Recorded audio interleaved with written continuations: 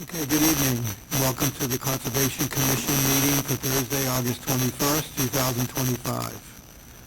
We're going to go right into our business, and the first business is Jan Butler for the Yarmouth Seaside Festival Committee proposed fireworks and pollution control plan for the Seaside Festival at Seagull Beach. Thank you. Go ahead. Well, you called me back here, so You gave us a letter. I've given you the letter, I've given you the fireworks information, I've given you the SDS, and I didn't know what other information you might need. Just to summarize, you have 19 volunteers. right? And we're going to do it the next morning. The tides are in our favor.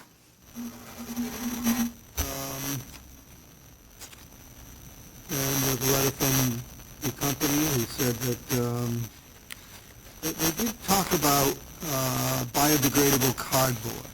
Yes. Biodegradable can mean a lot of things. Do you have any idea how long? I believe he is going to check in with this Zoom meeting, and he might be able to answer that better than I. He's the professional, not I. His name? Warren Pierce. He's up there. Warren, do you have an answer to the biodegradable question? Sure. The majority of the fireworks, of course, are built in China, and so the paper is not really very strong. So the majority of the debris that comes from a firework, so it's small pieces of paper, and they're like any other piece of paper, and they degrade very quickly. We shot the show many years in a row, and when we go back each year, we do not find any of the stuff from the year before. We don't find any paper or any residue or any of the things from the prior year. So obviously there's some level of degradation going on with that material. We also know that the plastics is an issue. We're concerned about it too. And we've instructed our suppliers not to put any more plastic on it than it's needed. And for the show that we were proposing to do this year, all the plastic will be removed. So the net result will be the firework itself, which has an oxidized in it, so it burns completely, and the small pieces of paper and some of the husks, some of the shells, plastic shells, which again are just cardboard and paper. But we also go on to pick all those big pieces up and everything. So basically we get just very small amounts of paper which biodegrades and disappears relatively quickly. Thank you. Anybody in the commission have questions? No? Okay. I have one other concern. That's the timing of the cleaning, since it seems to be high tide on the 13th at 6:35 and low tide at 12:28. So what time do you think we'll be out there? The first crew will come out between probably closer to 8 o'clock in the morning. The tide's going out by then. Yes. And we'll have the other members of the cleanup crew come a little bit later. Okay. Walt, do you have something else to say?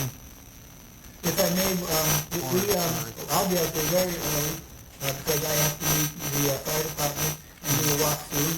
It's a first light check. It's required by the law. And I'll be doing that, and then Ruby and I, any cleanup that we could do will be done at that point. So we will be early. All right.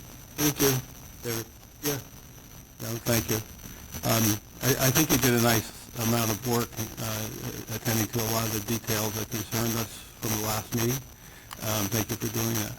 I wondered if, I think it was mentioned in the last meeting that maybe in the future, whether it be next year or year after, whatever, you could consider some other type of ceremony other than fireworks at the end of the Seaside Festival. I think there are things that can be done with kind of laser shows and this, that, and the other thing that are much more friendly to the environment. So if your committee could consider that, it would be appreciated. Okay. We certainly will. Thank you. Look into that. I appreciate it. Thank you. Yeah, I'd like to second that. I think that there are chemicals that, for the colors particularly, in the fireworks that are really not well researched unless your contractor knows about sound? He does, and all the chemicals that are up in the sky and give you the color are burnt out.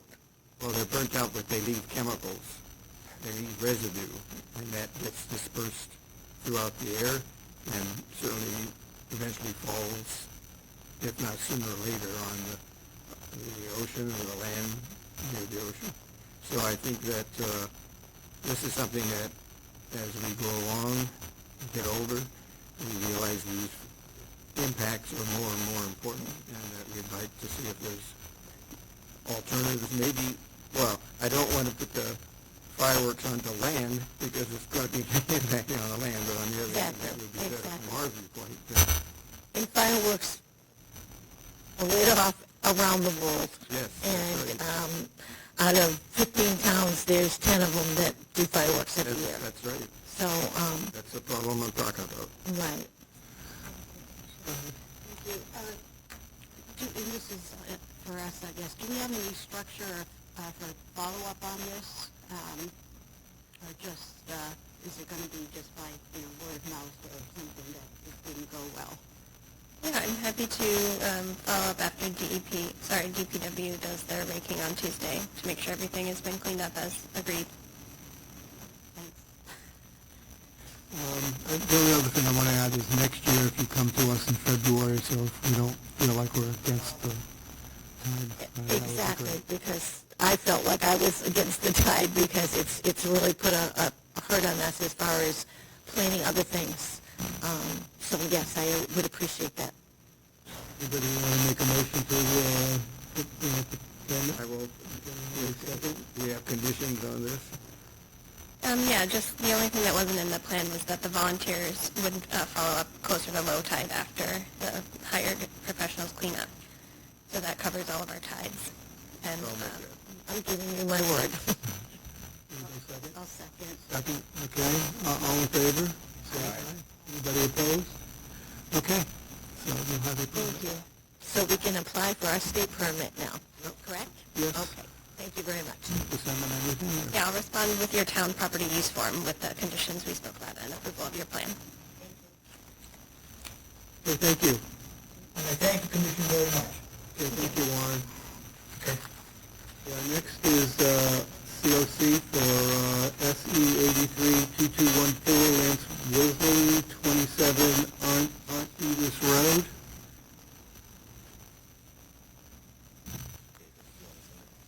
Oh, thank you. There's nothing to sign for Seaside. Not yet. Do we have to, how do you want to do this? Want to have them present for the COC? The COC? Yeah, go ahead. Good evening. My name is Dylan Lance with Crawford Land Management. This is Jen Crawford, also with Crawford Land Management, representing Lance and Pamela Wilsey for 27 Aunt Edith Roads. We are requesting a certificate of compliance for SE 832214. Permit was approved in January of 2020. It allowed for the rebuilding of the patio, widening it a little bit, added parking area, walkways through the yard, and a fence along the top of the coastal bank. And then as mitigation for this, native plantings were added to the landscape beds and where there used to be lawn as well. Some was given up for native plantings. And this work has been completed and it's in the general areas that were on the plan. There are some differences. The hardscape decreased, the patio was not widened as much as thought, and the parking area is smaller, so there's 238 square feet less coverage in that regard. And with the fence being installed on the top of the coastal bank, I think it might be because of the erosion, which we're hoping to address later this evening. It was installed further back, which cut into the planting area on that side of the property, and more mitigation was added instead in the area around the driveway in West Lawn. We believe that this is still in substantial compliance, and we hope you guys agree. Usually we don't, anybody have any questions about the COC part? Want to make statement here? Yeah, I think the COC is all set. Forgot to look for ongoing conditions, so I'm looking for any that apply now.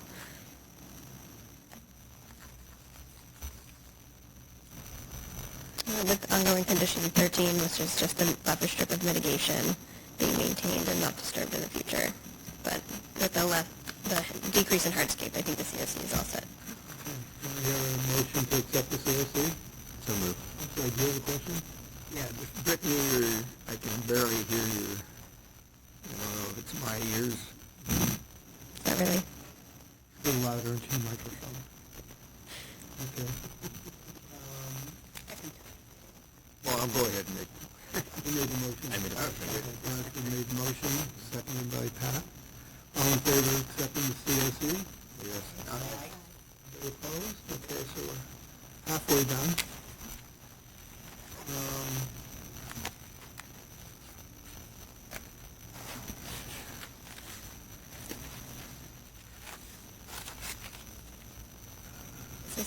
So the same folder, there's two series of pages. So just send the top one down. Okay.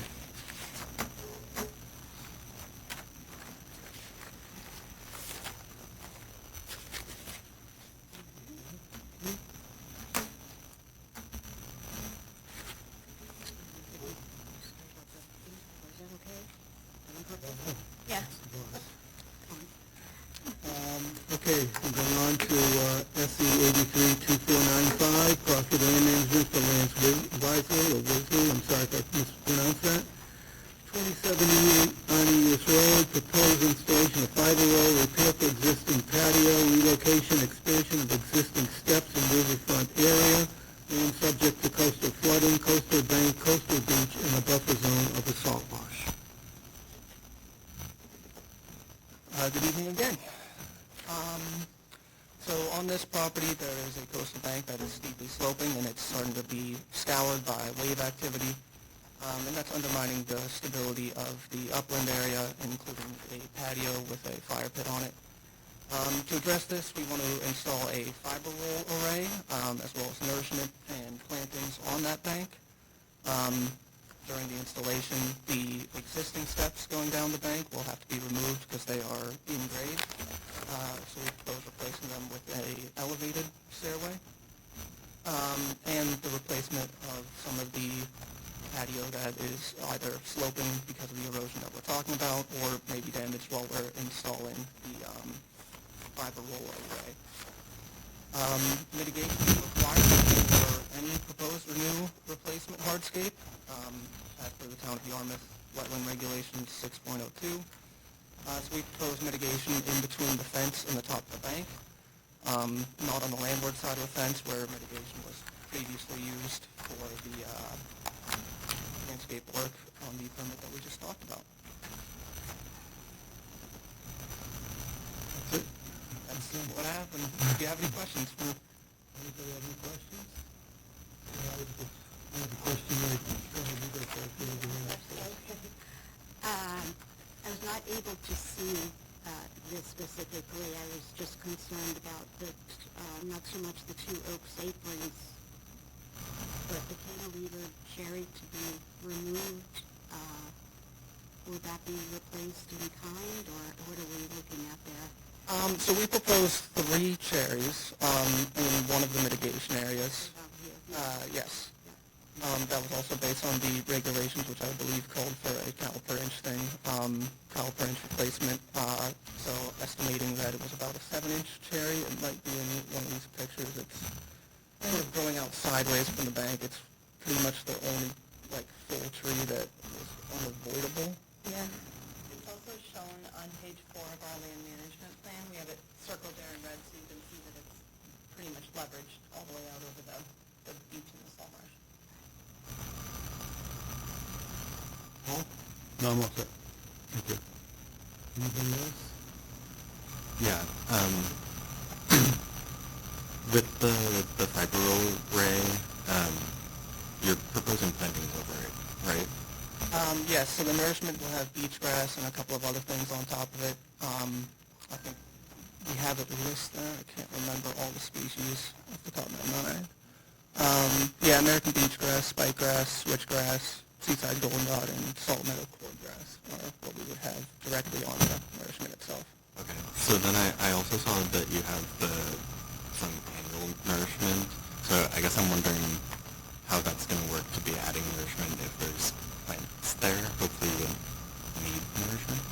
The annual nourishment is really, in that time period before we can get plantings fully established, we recognize that, not all that sediment is going to be really held in place by a whole lot. So if we have storm cycles, high tide cycles, something that might remove some of that, then we need the ability to be able to replenish or replant accordingly. So that's really where that piece of it comes into play.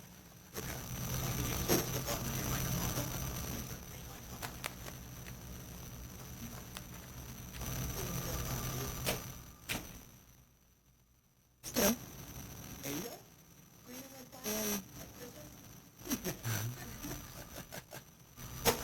Now it's green. Okay. Now it's green, okay. We stayed green. Anybody else? Are you finished? I'm sorry. I believe so. Did I answer your question fully? Thank you. That was, Okay. thank you.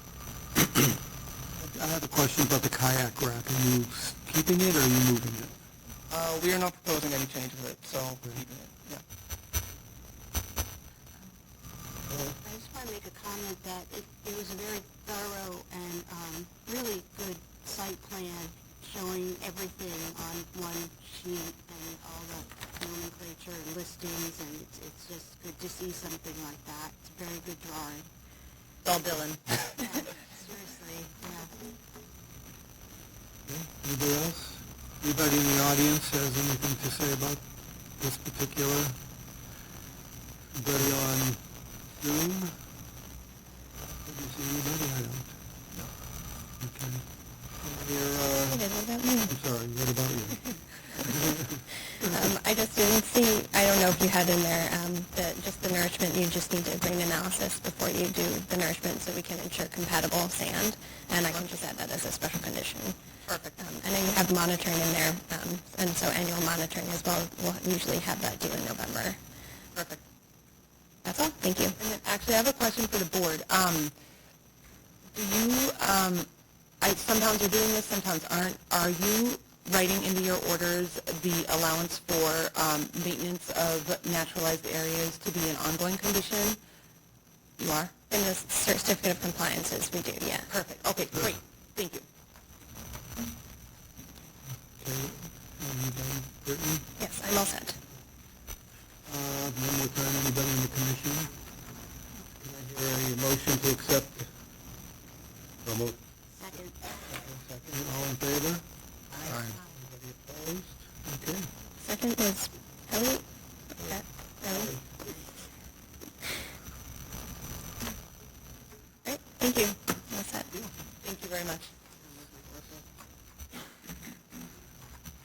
Thank you.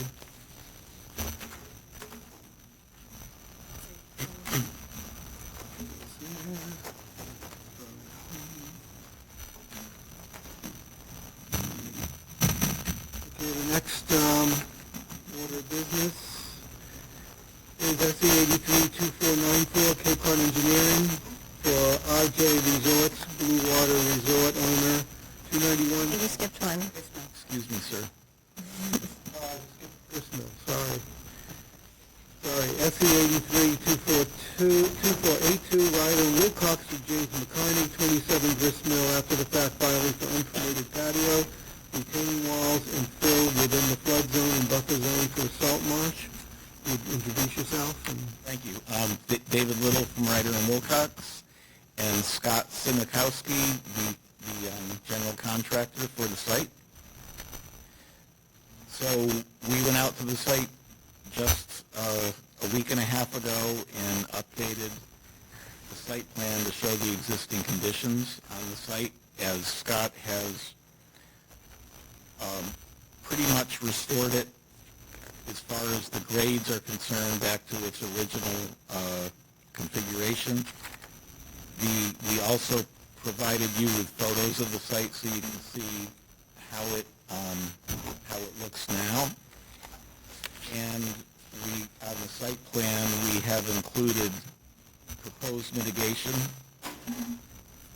for the entire front yard, which will constitute 1,580 square feet, for the 642 square feet of patio, wall, and steps that were constructed on the site. So we're well in excess of the 2-to-1 that's required for here. And as you can see, our site plan kind of reflects what Brittany is showing you in the pictures right now. So I am in receipt of Brittany's recommendations, and I'll turn it over to comments and questions. Thank you very much.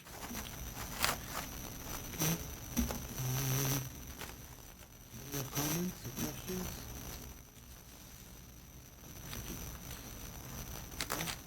I have a couple. First of all, I want to make sure that the person knows, the owner knows there should be no more work allowed until the final approval of the plan. He seems to keep working even though we've asked him not to. So please let him know. I will convey that to the owner as well as Scott, who is doing the work. Okay. Did you say the grade was lower, below the curb? The lower part of the grade was going to be below the curb?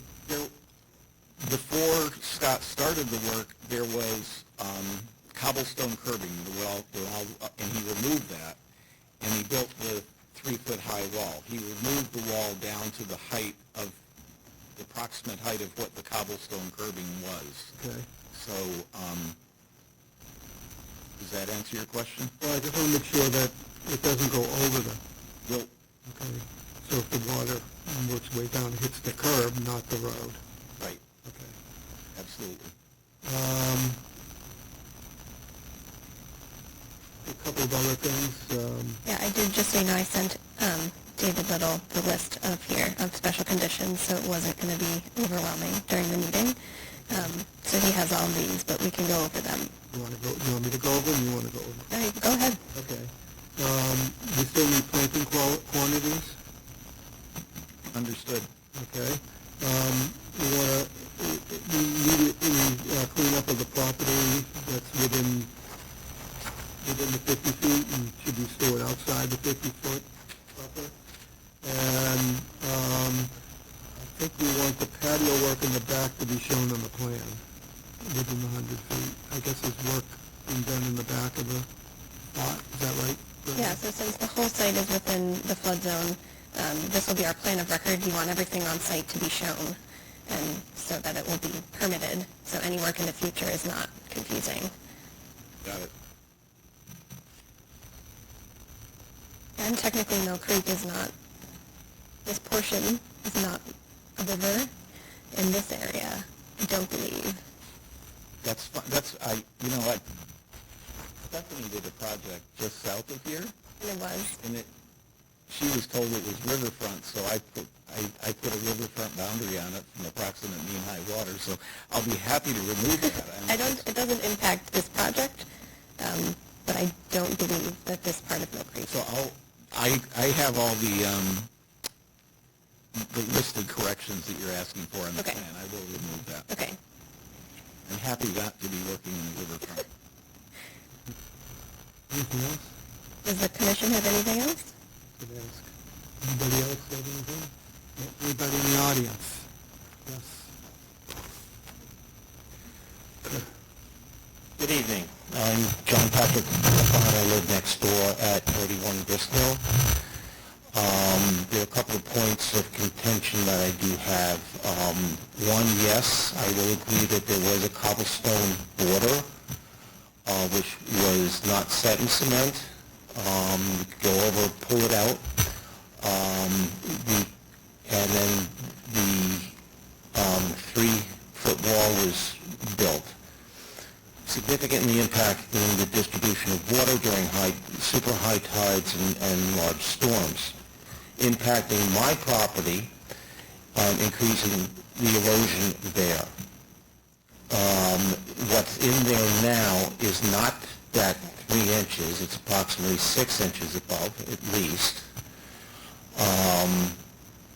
as you can see from that picture. I had sent the Conservation Office pictures in the past of the Google Earth prior to all of this work being done, and it will show you the significant difference in the grading.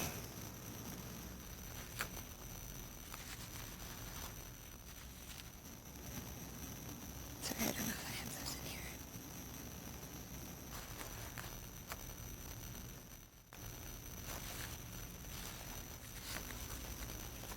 I'm sorry, I don't have those up in the file at the moment. That's a little frustrating.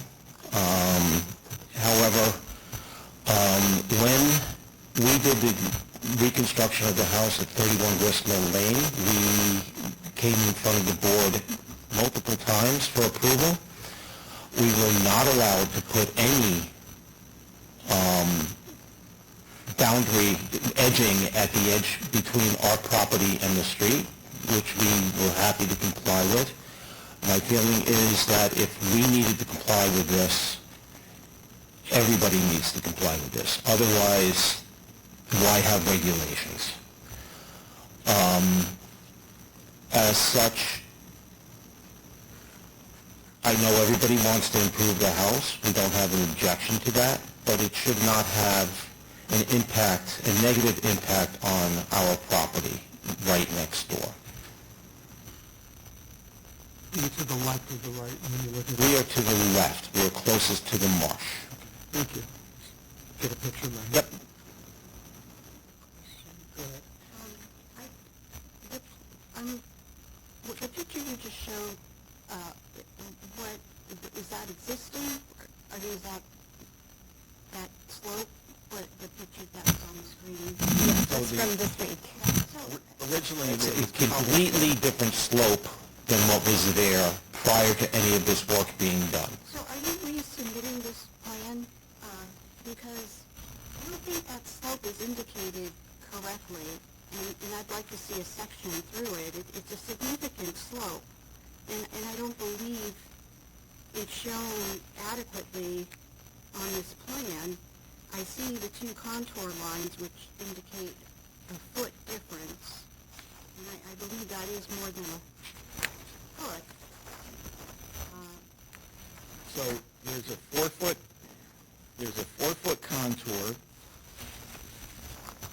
Where? You know, you may be correct. So there's a 4-foot contour immediately on the street side of the granite curbing. You see that? And the 6-foot and then there's a 6-foot contour, and then there's an 8-foot contour up by the patio. I can make that clearer on the revised plan. Yeah, I think There was a smaller patio up by the house. This is obviously larger, and we're proposing to mitigate for the larger patio. But I don't, with respect to I'm just concerned with runoff, that's all. lands, well, the planning plan will address any runoff from our site, from stormwater, but with respect to the land subject to coastal storm flowage, I don't think that the curbing that we have there will cause any more reflective wave energy than the cobblestone curbing that was there originally. And it's just at the pavement. You're not living there. You said what? He's not living there and doesn't see the daily effects of that, like last night's weather coming in with the high tide, coming in and being over, not going up onto Mr. McCarney's property, but coming down onto ours. I know when we were out there. Go ahead, Paul. Yeah, I just have a couple of questions. So this is unpermitted work originally, and the contour of the front yard, the slope of the front yard was changed, let's say within that unpermitted effort, right? Okay, so that was changed, and also the cobblestone edging was taken out, a wall was built, and now the wall was taken down with the exception of the first course of brick. So I wonder why, and it seems to be, the butter is saying that those changes, which again were unpermitted, have adversely impacted his property. Therefore, I'm trying to understand why I wouldn't say that it seems that this should revert back to the original contour and to the original curbing, so that these types of things could theoretically be rectified. So that can be done. It would be going from a 6-inch granite curb to a 4-inch cobblestone curb. Yep. It would require a significant amount of work, but if that's what the commission requires, Well, it's not what the commission, I'm just saying what I see, my own personal I understand. contribution. I don't know, really, maybe I need help with this. I don't know what the 2-inch difference is contributing to in terms of what the gentleman is saying as far as difficulties with the flowage and so on and so forth in his property. I'm not sure I understand why that. It seems to me that more of the grading would contribute to some sort of a difficulty. well, as you can see his car parked in this Yes, picture. I do. That's his car. Yeah, So that grade matches the existing grade on his driveway. yeah. So we're not, if the water comes up, we're not creating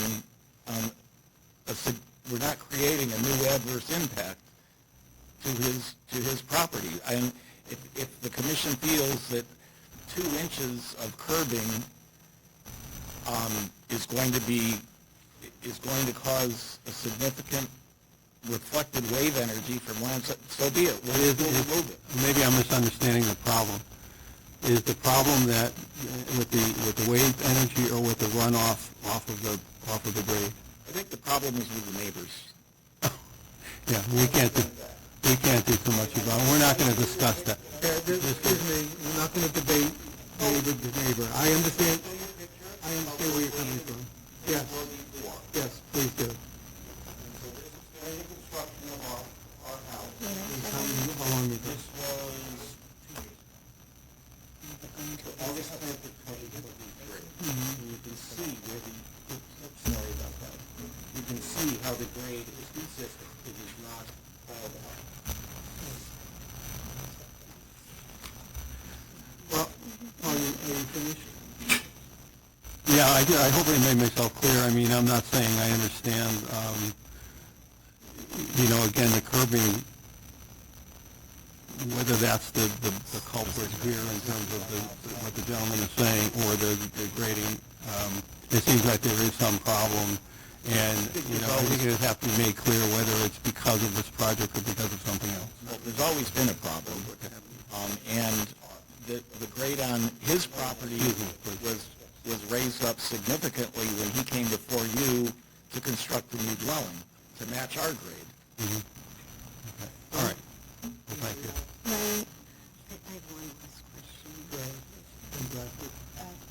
Very quickly, in the picture, I have a picture here. It looks like, is that a temporary erosion control measure at the foot of the stairs? Yes, it is. Okay. What's the permanent detail there going to be? Can I look at which picture? It's up, I have it up. This one. Yeah, that's a different. Those are little pieces of fiber rolls Right. that were just there temporarily. Temporarily. So permanently, what will Yep. be It'll be cobblestone. cobblestones?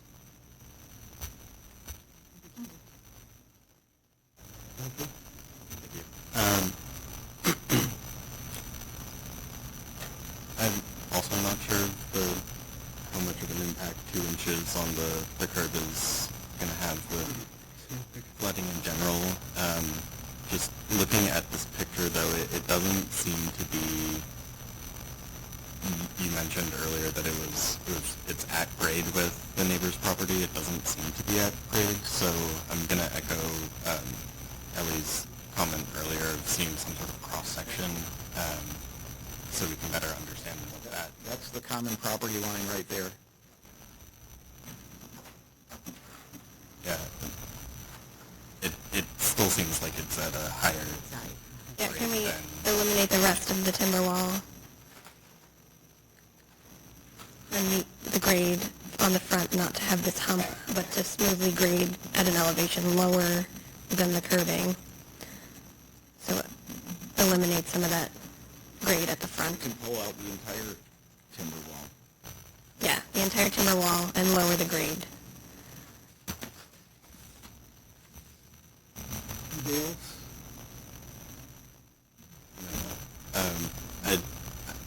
I think just based on, Brittany, you said you had provided some comments for the plan. I think I would want to see that approved plan before voting on.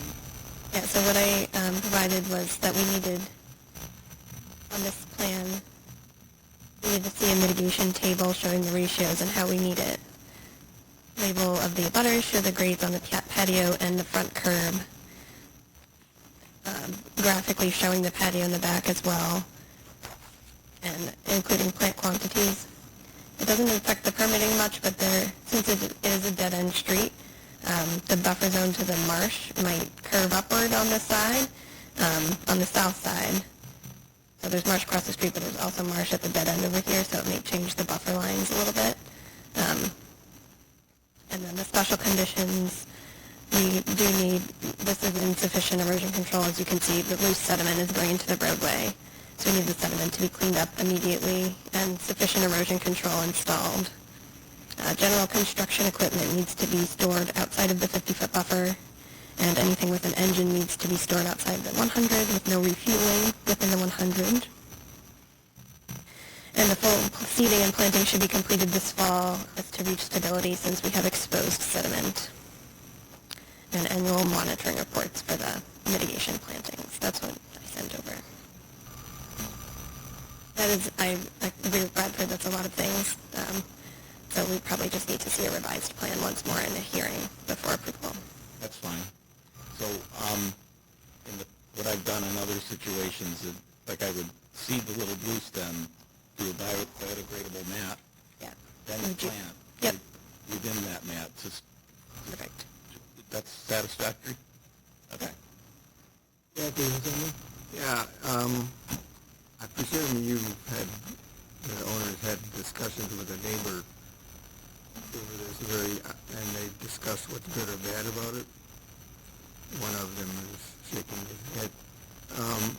I would think that before you come back, there should be discussion with your neighbor and his understanding of what's being done, proposed by you, so that we are not here to resolve the issue between the two neighbors. We're going to follow the rules. I don't think that, I would like to see a disagreement next time. All I can do is No, I understand, you're not going to... mention it to the owner. Yep. And I will do that, Mr. Frost. Down, lastly, on your project narrative, you may want to revisit the last sentence. It isn't really a good sentence where you say the grade of the front yard was returned to the original configuration, and then you put in parentheses more or less. That's not Just good. trying to be honest. But, yeah. I hear you. Looking at back, so, yeah. Anybody else? I have to be honest, I have a hard time with the curbing. I'd like to see the curbing removed. I like to see the neighbors on both sides do not have curbing. And I have to believe the water has to go somewhere if it's hitting the curbing, and I'm going to guess it's going to the neighbors. So my personal preference is just to have the curbing removed. When I was there, it was the first thing I thought of, so that's my opinion. Well, could we restore it to the cobblestone curbing that originally existed?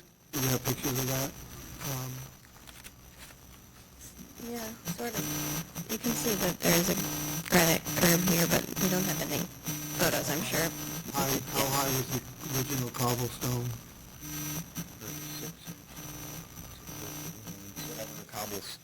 They're not the regular cobbles. Inches, same? I have some at the job site. But should that have been originally permitted to put in? I'm sorry, public comment is only available when the chairman requests. Apologize.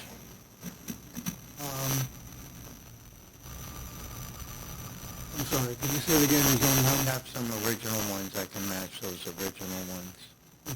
you're moved about 3 inches, is that what you're saying? No, they're more like a 4-inch cobblestone. I can bring one in and show her. If you could just let us know the difference in height. Okay, so it's not that much difference in height as that. Okay, I think There was some pictures In the first, with the cobblestone next to that. I can provide you a picture. Picture of it with those, Cobblestone right in front of the existing curb that exists, so you can see the difference. well, I understand there was cobblestone earlier, but since we're redoing the whole yard, I'm still, I'd like to see nothing there except for what's in the other, both sides of both houses. You can see further down there, it's right to the street, and I'm sure to the left it is too. So I'd like you to explore that. You prefer vegetation right to the street? Yeah, I would. I'm just talking for myself, not for the commission. We will talk to the owner. Okay, thank you. So we're going to vote to continue this. Okay, do I hear a motion? would you like, if we're continuing, would you like 2 weeks, which means you have to have the plan to us in 1 week or more time? I'd like I'd like 4 weeks, if I could, please. Okay, and that's September 18th. Excuse me? September 18th? Okay. And ask if there anybody else in the audience. Anybody on Zoom? Okay. I appreciate your comments and I leadership. appreciate the opportunity. Okay, thank you. Do I have a motion to continue, Jack? Second. All in favor of continuing to September 18th? Yeah. Aye. Okay, great, thank you. Thank you. This is my copy. And you still want this? Throw it in the bucket. This doesn't get signed. That's correct.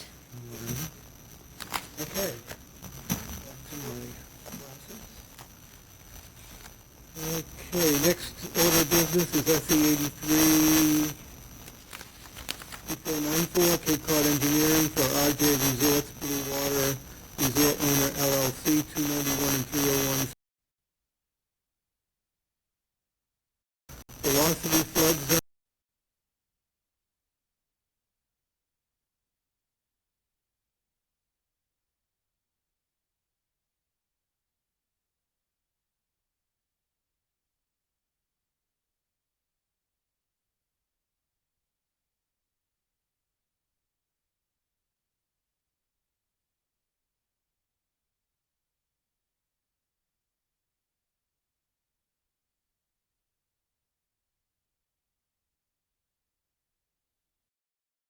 $83,2493, J.M. O'Reilly and Associates for Irene Holmes, 1 Parsonage Point, proposed above-grade stairs in the buffer zone to a bordering vegetative wetland and a natural heritage habitat. And I believe we got everything in. Yes, Natural Heritage issued their comment letter and had no notes and gave a no take. Okay. They'll still need a variance from ZBA, but, We found that out today, yes. So did I. I tried to tell you as soon as I could. It's all right. I appreciate the heads up. Board of Appeals. do we need, I don't know, do you have anything to add? No, I don't. Okay. We were waiting for the natural heritage. I think the commission was pretty much satisfied Yeah. with their review at that point, so. If I was just wondering if you could do a revised plan to just fix the 50-foot buffer line.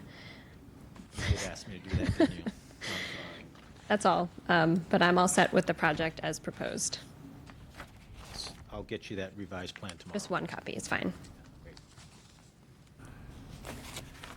Okay, anybody have a comment here from the commission?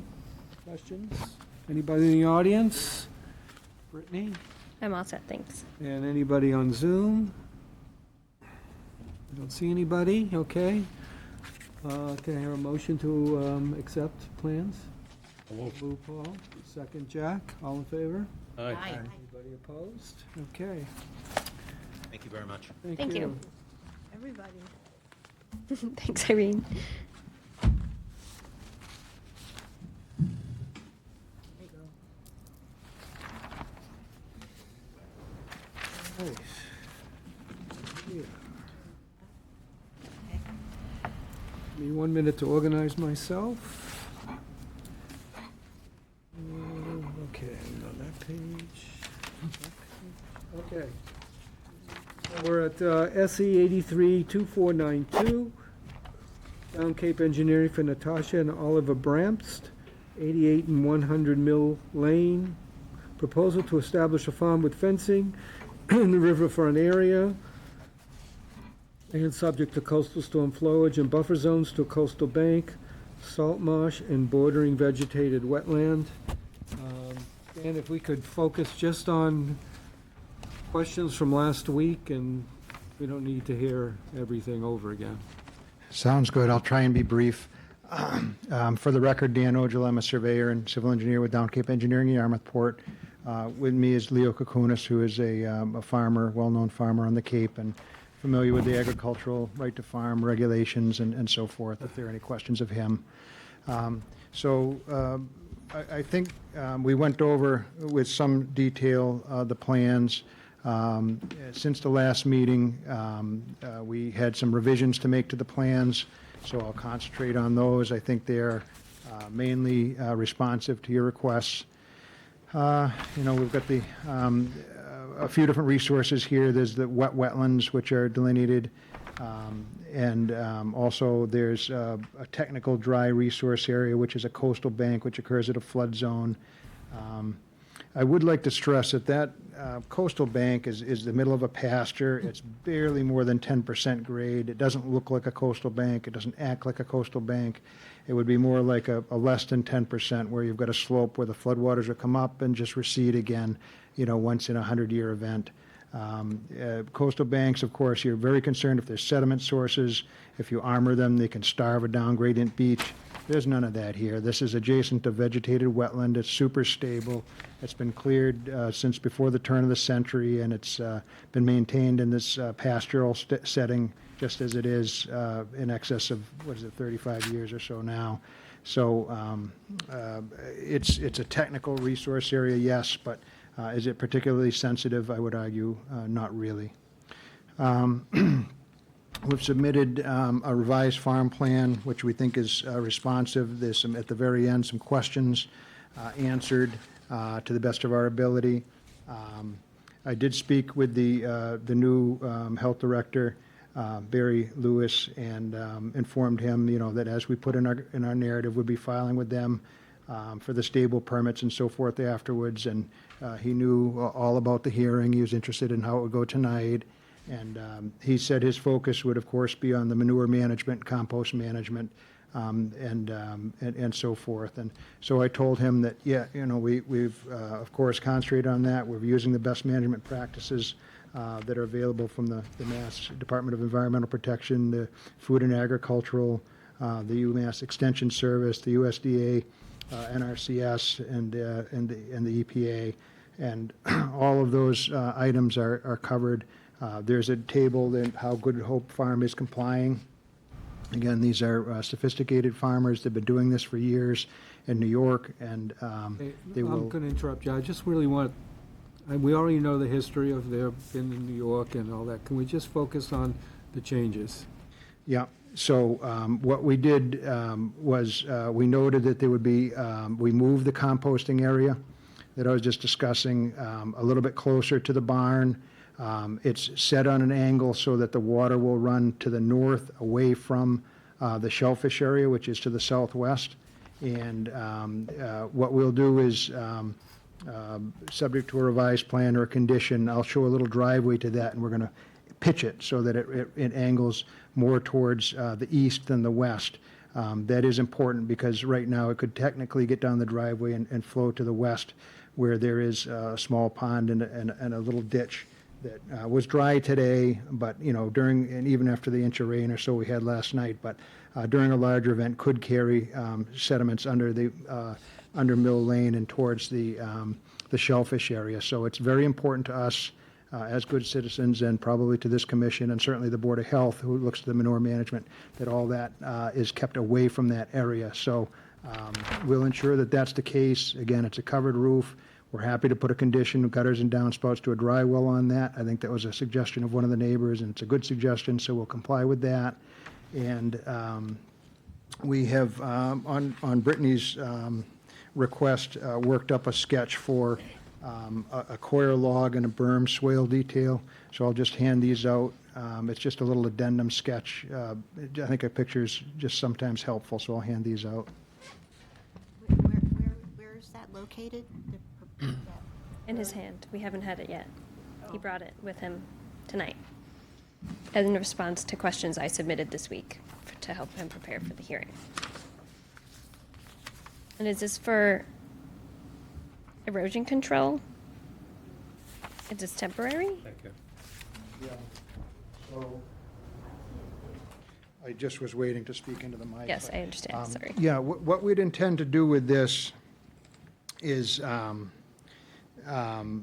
all along where you've got the green fence, which is down gradient of the main pasture, put this everywhere. And a lot of, there's some places that have 20-foot buffers, some have 10, some have, less. So, but regardless, we thought as a good compromise to either a larger buffer or that sort of thing would create this, and it would be permanent. It's a high-density coir log, and it's half buried, and then we're going to put loam and seed and mound up over it. So you'll get instant protection from a coir log. It's semi-pervious, so it'll allow some waters to move through, but it generally traps in at least a 6-inch high swale all along there, any runoff from the pasture lands. And again, we're doing all the BMPs. We're moving the food stations, as far from the fence, and maintaining a healthy pasture land. But we feel that this berm and swale will assist in infiltration and uptake of nutrients prior to entering the buffer. So we'd offer to do that everywhere down gradient of that fence on the whole east side there. And even against the salt marsh on the north side.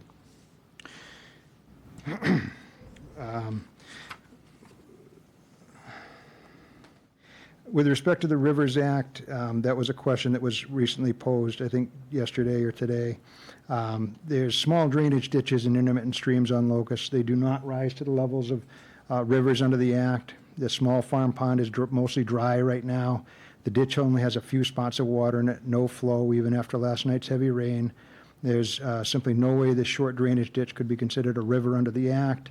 None of the ditches are mapped as blue lines on the USGS quad maps. That means they're perennial streams. That's generally then the burden of proof is on us to prove that they're not rivers. But here we do not have that burden of proof. And they all have just very limited drainage areas. I inspected the culvert today. It was nice and clean. The upstream end was open. Downstream on Water Street had a natural siltation line of about 50%.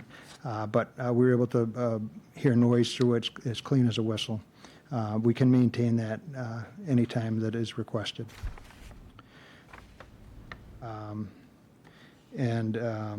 Again, the focus of the Board of Health will be on manure management.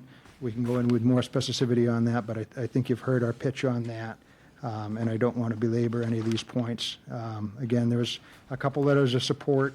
Some of the poor neighbors had been, they somewhat nervous about saying anything because of the crowd mentality, but it's unfortunate. But this will be a great farm. It has been a great farm. We feel that with the measures shown, the BMPs, it'll continue to be a historic-looking and gorgeous property, well-maintained, no smells, no odors. The owners live there. They're not interested in having any nuisances and care more about the environment than most people. So I'll leave it at that, and Leo can answer questions if you have them on the Act and the right to farm. We'll be looking forward to a positive review and move on to the Health Department for their review. Thank you. Anybody on the commission have questions or comments? I just have a general question. Wait. Yeah, I can think that might be good. I just have a general question on, it's funny because when I went to school, there was this one book called Design with Nature by Ian McCargan, how there's always this we want to get back to the original state of what this property was. And I just want to know, in your professional opinion, it was a farm before. And I don't want to put words in your mouth, but it looks like you tried to do minimal impact to what it was before. You tried to work with that. Am I correct in saying that? I think that's 100%. Controlling and yeah. Yeah, just about 100% accurate. There was a very professional wetland scientist that did the original analysis and laid out the pastures and maintained the original clearing line. The photographs go back to the 30s. This was all cleared farmland. And in the 80s, they found it proper to put the fences right where they are today. From 2012, this, I think I had held up before, is the beautiful farm property exactly as it is today and exactly as we want to maintain it. The only differences will be very subtle BMPs, tipping the grade here and there and shifting it so that we don't impact mill Stormwater blame. management back Stormwater, then, probably, so. Well, not as much, but again, this is an agricultural use, and there's not very many impervious areas. We're fine to have all gravel driveways if you want to make that a condition. Leo had mentioned, and just wanted to pop in there, that in his professional opinion, leaving that it's a private well. The irrigation system doesn't draw from the town water, but just to maintain that, the buffers even right up to the fence is pretty important, because if you get a big drought like it is now, well, could you just say a word or two to that, Leo? It was a question on whether we should maintain the I'd like you to irrigation. keep it short, Leo, if I'll you keep could. it very short. Don't mandate that the sprinkler system be removed. It's completely against not only best management practices, but any common sense. The whole idea of having a really nice, healthy pasture, green grass, nice thick grass, is because that is going to absorb a lot of the nutrients, and it's going to also prevent runoff. And it's going to prevent runoff and heavy. Commission talk about getting. Well, rid it was of in irrigation. one of the correspondence, the discussion about removing the sprinkler system from the pasture. And I just want to draw your attention to all over the Cape. We had a very, very dry summer. I even have the situation on my farm where I have areas now that are just dust because the grass has died. You don't want that. So I would caution you if you're thinking of that. I'm sorry, are you saying that you advocate for the use of the irrigation and sprinkling system? Absolutely. Okay.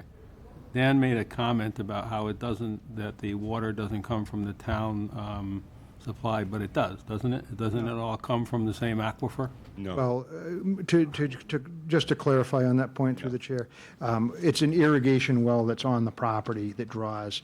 That is a separate aquifer from the Zone 2s. Is it the same general groundwater? Yes. So, I mean, we're kind of semantics here, but we're not taxing the town's water system. It's only drawing from the site. Yeah, I guess it's just because it's a kind of sensitive issue right now, because I know that if you have a private well, you can irrigate your lawn, but if you don't, there are restrictions. So I wondered how that applied to this particular situation. That's an excellent point, and in periods of drought, having an on-site well is very important. And it's a big aquifer, and there's plenty of capacity here. We've never had a problem. Okay, thanks. Anybody else from the commission? Like you want to? Well, I commend your coming up with your more detailed farm plan. I think that I'd like to see, as you add more specifics about the rotations of and application of chemicals or the irrigation systems they're using, would like to know what that is so that we understand the impact on the erosion and the way the chemicals go off the farm. So that's my number one, is we could go down the current things that you have here, discuss them, but I think there's not enough detail to really discuss them, like the irrigation or other kind of thing. So if that falls, Brittany, under to request the farm plan changes and more detail over the years, we can do that. You want more detail from the plan that they provided last week? Well, not necessarily right now, because they probably won't have the answers. Updates. I have the answer. Yeah, well, I think we'd be Well, no, happy you to don't have provide the it. answers, but I'm talking about each best management practice and how you're going to apply it, the specifics of the schedules, the kind of chemicals you're using, I don't think you have those kind of things. And I'd like to see, as you develop those farm plans, that it, Yeah, I mean, there's general statements, they're very low pesticide or use, and the fertilizers, we try and just use the carefully yeah, no, composted I understand, organics. that's fine. I'm just asking that, as you bring on your goats, you're proposing 30 now, and I guess, are you thinking of going back up to your 40? Or do you know where your top level would be? These are the questions that I would like to see as they change and get answers to those.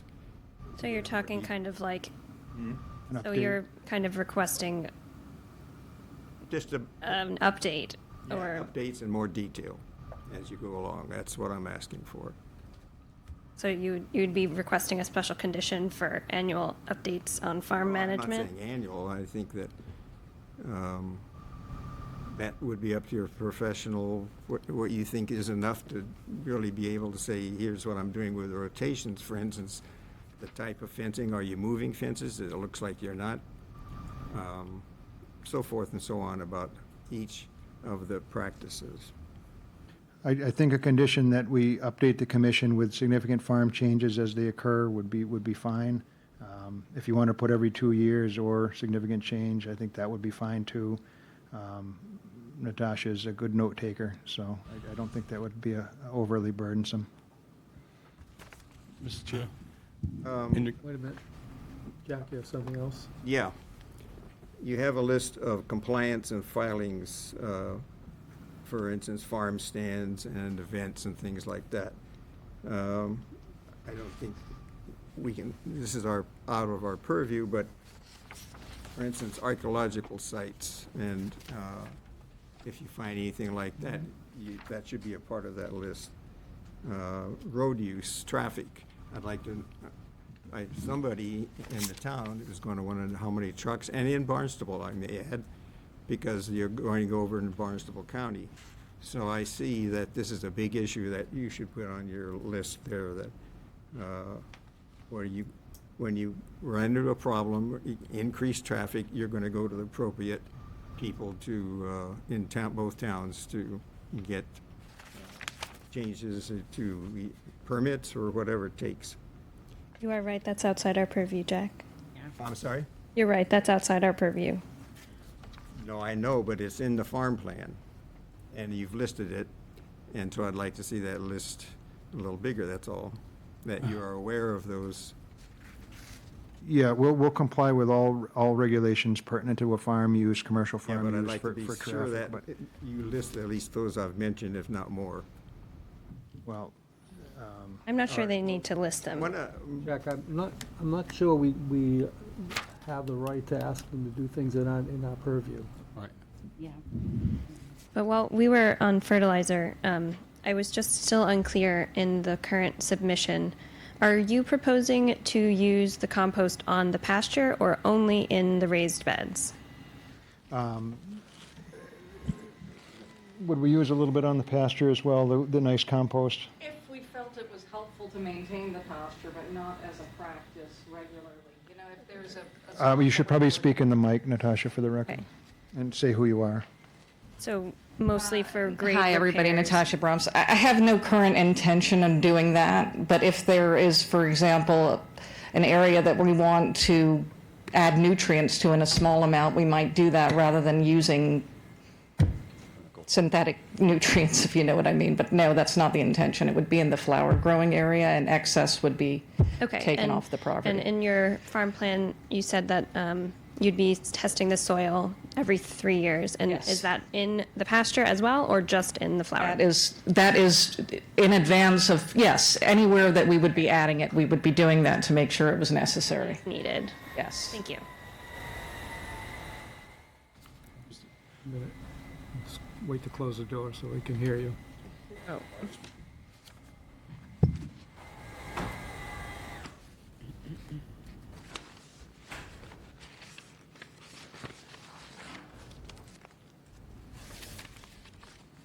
Okay, go ahead. Just had a question through you, Mr. Chairman. Mr. Frost mentioned chemicals and the addition of chemicals. I hope, I want to clarify, this irrigation system is not a chemigation system. I mean, I'm not sure if that's where you was headed with that. I just want to clarify, because on my farm, I have an irrigation system that I inject my pesticides, my fertilizers, my herbicides through that system. This is not that case at all. This is just a conventional homeowner, if you will, style irrigation system. And from what my understanding is, though, they're going to upgrade the system so that it has a water-sensitive reaction on it. It's kind of like one of the houses I take care of where, you know, it's certainly dry, it'll come on. If it's raining out, it won't come on, that kind of thing. But it's not a chemigation system. I just wanted to make that clear. Yeah, that's important. When it's not triggered, is that set up to water every day? No, so just whenever. Anybody else in the commission? Yeah, I just, a final comment from me, I think that the applicant has gone through all of the concerns and has presented a nice farm plan, and I think that, thinking about what Jack has said here, we're all subject to questions with all of our property if we do something that's tends to be, or looks to be problematic. And so that would apply also to this property and all of our properties. So I think that it seems, as far as I'm concerned, all the i's are dotted and t's are crossed in terms of the establishment of this enterprise in that location. And I wish everybody a lot of luck with it. And certainly, if there's a concern, it will be discussed at the appropriate level in the future. So thank you for bringing this to us, and thank you for doing all the work that would result in the establishment, the reestablishment of a very nice farm.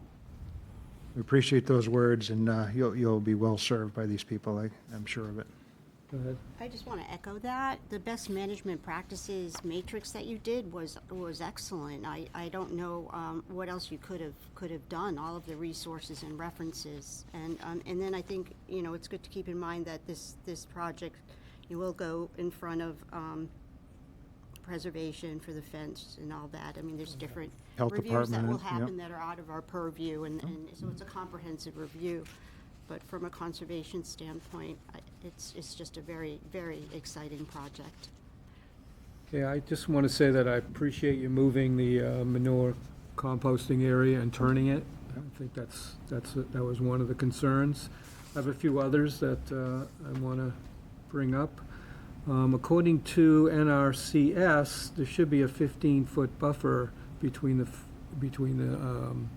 wetlands and the fence, and but now that you've presented this log berm swale detail, I think I have to sit with Brittany and understand whether that, Your own opinion, Stephen. whether that takes the place of the 15-foot buffer. Unless you have a comment now on it. I don't want to put pressure on you, but. I'd prefer more time to review something received the same day. Okay. But definitely, it was noted that you're following these list of BMPs, but one of them is maintaining a healthy vegetated buffer. And the minimum distance cited in one of those was that it would have to be 15 feet. And the vegetated buffer that exists is between 2 feet and 10 feet around, which doesn't meet it in most locations. And with a mildly conservative bump out with some mild planting and allowance for some native pasture grasses to be matured instead of mowed, I think a buffer could go a long way for water quality and for comfort, having this pasture so close to the wetland with just a small vegetated buffer. I appreciate you thinking of the stormwater with the berm and swale. They could work together. I don't know if one takes the place of the other, but both are appreciated and both were listed in the BMPs. I also want, are you done? Go ahead. Okay. Let's see, sorry, I read all the letters, especially the ones that were written between last meeting and this meeting. And I do have a couple of questions or comments about that. Number one is why manure only every 3 days? Does irrigating affect the impact of the water runoff? So that's a question I have. I don't know if you have an answer for that, or you want to, What was the question, sir? I'm sorry, I didn't hear you. why the manure, picking up the manure only every 3 days, does irrigating affect the impact of the water runoff? In other words, you have stuff down there and then you're irrigating. Is it? You want to answer it now? You want the answers in writing? Well, I'll take a crack at it. What I would say is that when we irrigate these fields, we don't irrigate them enough to create runoff. It's just a quarter inch at a time, just a gentle but steady setting in. If you have a downburst from a thunderstorm, that would be something which you'd expect to see a little bit of sheet flow even off a turf lawn. But the irrigation system simply doesn't generate that sort of volume that would carry in significant amounts. And then these are small pelleted, and we're keeping them up on the food stations. Will hug the up gradient side. They usually poop where they eat, away from the fence. And between those two things and cleaning them up every few days, the donkeys create just a little bit more, but again, they're because they're a little bit heavier and they have more of a horse type manure than the pellets. But again, those are easy cleanup, and we'll tend to them as needed. Again, these folks live here; they drive by every day. They don't want smells, they don't want odors, they don't want. And so that's our guess as to a reasonable amount, but we'll certainly fine tune it as needed. But I wouldn't think that would get significant runoff from just a light irrigation on a healthy turf lawn with a small pelletized manure. Okay. Let's see. The vehicle access to the shed itself is how, if they want to move the manure that's. Yeah, we'll create a little driveway up to that shed that peels off the existing barn driveway and tips the grade and sheets it to the east, where we've got a pretty significant buffer, and depending on how it works out. I did notice Lynn Hamlin is a very accomplished wetland scientist. She did the delineation prior to the recent one, and she was a little bit more give us a little bit more generous a buffer. So when I was looking at my colored sheet from 2012. I think Paul pulled it in a little bit in some places that he could have perhaps shown a little bit more of a vegetative buffer, but I don't know where I'm going with that, except that we'll take a careful look at it and work with Brittany on a exact buffer thickness. But I think with the berm, 10 feet, it'd be absolutely plenty. Maybe we could leave it as is, but we'll certainly discuss it. Right. Also. I don't know what the proposed farm stand's going to look like, but if there's any new buildings proposed within our jurisdiction, you obviously have to come back to us. Of course, yeah. No vista pruning? That's accurate. Without permission, no vista pruning. Okay. And you've already answered my other question about the compost being mostly used in the flower and veggie gardens, and that's accurate. Yeah. Let me just make sure I have nothing else here. I am wondering if in the weather forecast, like, I know surprise thunderstorms, nobody can, that's why they're called surprise. But if we know there's a big storm coming, whether they should pick up the manure before that storm, even if it's within the 3 days. Can we put that in as a condition? You could put it in as a condition, but I will just tell you in reality, and as being a 35-year or 40-year farmer here, it's a lot easier to pick up freshly dropped hard pelleted manure than it is manure or freshly dropped manure that has been rained on and it becomes wet and clumpy. So I even want to say that about the sprinkler system. It's not going to be running daily. You had mentioned that we said we'd probably be picking up the manure every 3 days. I'm sure it's going to be coordinated with the time that the sprinklers go off. The sprinklers do not run during the day because the animals do not like getting wet from the sprinklers, so they'll either run early morning or late afternoon. And that's going to give the owner time to go out and pick up the manure when they know that the sprinklers are running every Thursday, say, or every third day, something like that. So I think it's very, very easily managed, absolutely. Yeah, and they... Go ahead, I'm sorry. No, I'd say, and fully customizable to that if we have a wet spring, they wouldn't be going off at all. But, if in a drought like this, you're probably looking at every third day for sure. Okay. So the only thing outstanding for me is the 15-foot buffer versus whether the berm swale takes the place of that, or whether we can move the buffer back, but that's something Brittany and, It's not up to me, David. I would. well, I mean, something we'll talk about. Yeah, I would encourage the explore. applicant to consider whatever you're willing to propose, and I think a buffer would go a long way in combination with the swale, depending on how much pasture you're willing to plant. So I think a buffer would be greatly appreciated to be added where, especially where it's 0 or 2 feet, to expand it in some fashion to create some sort of buffer where none or very small one exists. And so I'm sure the commission would appreciate a buffer with the swale, if it's really small, or just a buffer. I'm not sure if they would. Revegetated. Yeah, so, Could we compromise on an 8-foot revegetated buffer where less than 10, and then you'll have more than 10 almost everywhere, except then you'll have some 8-footers? Would that be reasonable to this, I mean, just to put a number on it? I think we could make that work. on all around 8 feet. Yeah, I would say on the wetland side, on the salt marsh side, I think it's already 10, so, you know, that's all set out there. I don't think we'd be doing anything out there. But against that wetland, where it isn't 8 feet currently, would make it 8 feet, and would also install the berm.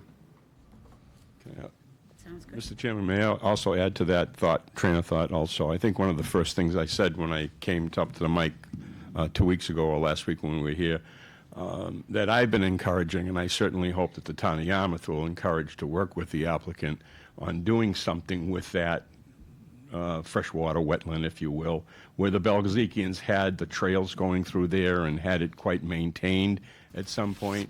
And now with the current towns really across the Cape looking at going in there and doing reclaiming of those type of areas to create the right kind of buffer. My little bit of a concern is when we just designate a 15-foot planted buffer, and 5 years from now that becomes an area for invasive species, things we really don't want, and it becomes, I'm a big one for property needs to be managed. The concept of letting nature take its course is, I'm sorry, we've already screwed with nature too much, so that doesn't exist anymore. So I would just like the board to keep in mind that I believe, and I will speak for the applicants, you're going to see them again. They want to do the right thing, and this is a perfect, absolute perfect location for a reclaiming of a wetland area.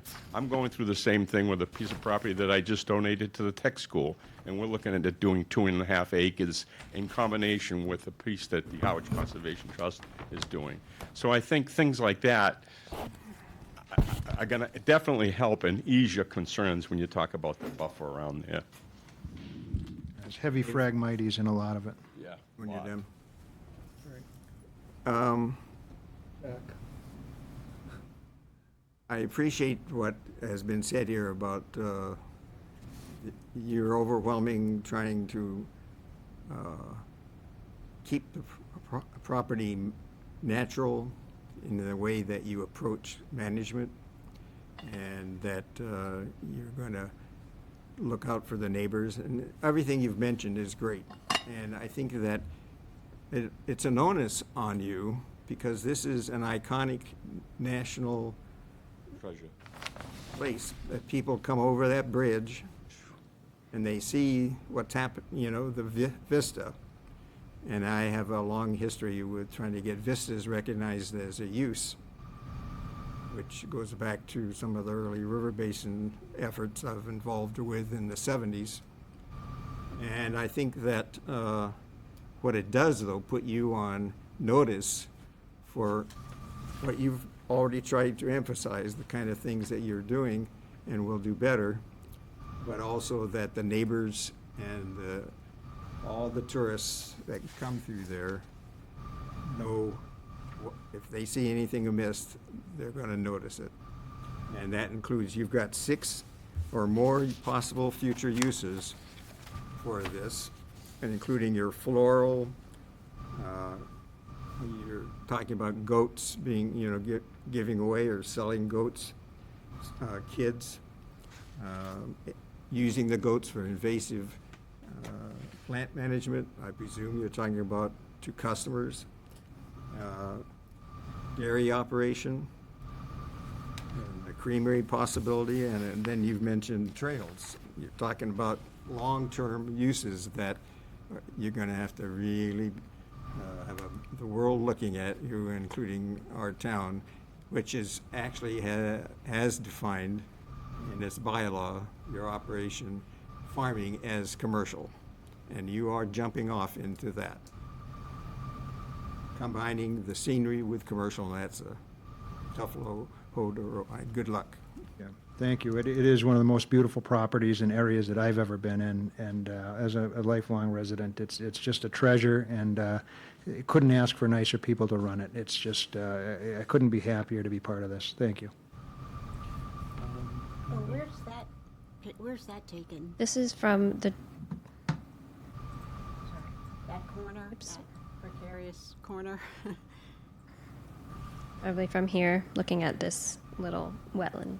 So, well, do they need to resubmit a plan studying, can you walk us through the berm now, or do you need to lay it out? Well, what, Berms would be. yeah, so if you'd like to condition it, you would have it along the east side, the green line along the east side, all along the mowed pasture, all around the eastern wetland.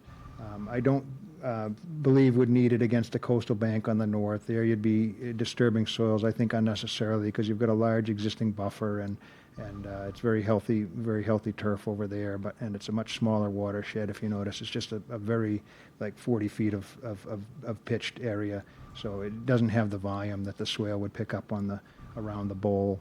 So it would be, you could say it's through flag A17 down to the beginning. A17 is up at the lot line, and it would follow all the way down to flag A, whatever, 30-something on the southeast corner. It would be through flag A34. So if we Probably 30. proposed a swale from A17 through A34 along that green, I think that'll pick up, the vast majority of the pasture lands that are pitching towards that wetland. And again, importantly, not towards the shellfish area, which is to the west. And that would be happy to give you a revised plan showing that, contingent upon, approval. Anybody else in the commission? We'll open it up to the public. I'll come back to you afterwards, so. So is that, are you going to show a buffer as well, or just the swale? Well, And I understand I understand the concern about a buffer, but if they're having all these future plans, you can still do a forb and grass buffer, and have it be transitioned to natives once they start their native management plan for the wetland. I just think that, I know there's a lot of vines and everything there, but Yeah, roots are roots, and if the more roots we can get in between the pasture and the wetland, the better. So it's I think if we keep the grapes and the Phragmites mowed back, we could maintain at a minimum an 8-foot buffer. So if there's an area, like you say, that's only 3 feet right now, we'll plant 5 feet and then have the fence. So we'd be happy to show that in that same area as well on a revised plan. Okay. So 8-foot minimum on that whole stretch from the flags that I mentioned, A17 to A34. At a minimum, you'll have an 8-foot buffer plus the swale built into the buffer and maintained with natives, and that will help filter. And I think, I think we'd be happy to do that. Thank you. Thank you. Okay, we'll turn it over to people in the audience. Anybody have any comments, questions? I see a hand in the way back. Go Come up to the here podium, and tell us who please. you are, and Hi. First, I'd like to thank all of you for serving on this board. can I you know it's talk not an into the easy microphone a job. little bit more? Is that better? Better? I have been in that neighborhood since 1978. Tell us who you are first. My name is Jean Young. Jean Young? The area was zoned residential when I built there. The area was zoned in 1987 when the Belzekians built and bought and built there. When they sold the land and home in 2012, it was zoned residential. That area has never been zoned as a farm. The Belzekians, when they sold it, advertised it as a, quote, gentleman farm. It was never used as pasture land on that side of the road. The pasture land for the cow was on the other side of the road behind my house. That land has since been sold, and 2 homes have gone up in that area. So it has not become less residential, it has become more residential. Zoning is under our purview either. I don't think zoning's under our purview either. What is it? Zoning.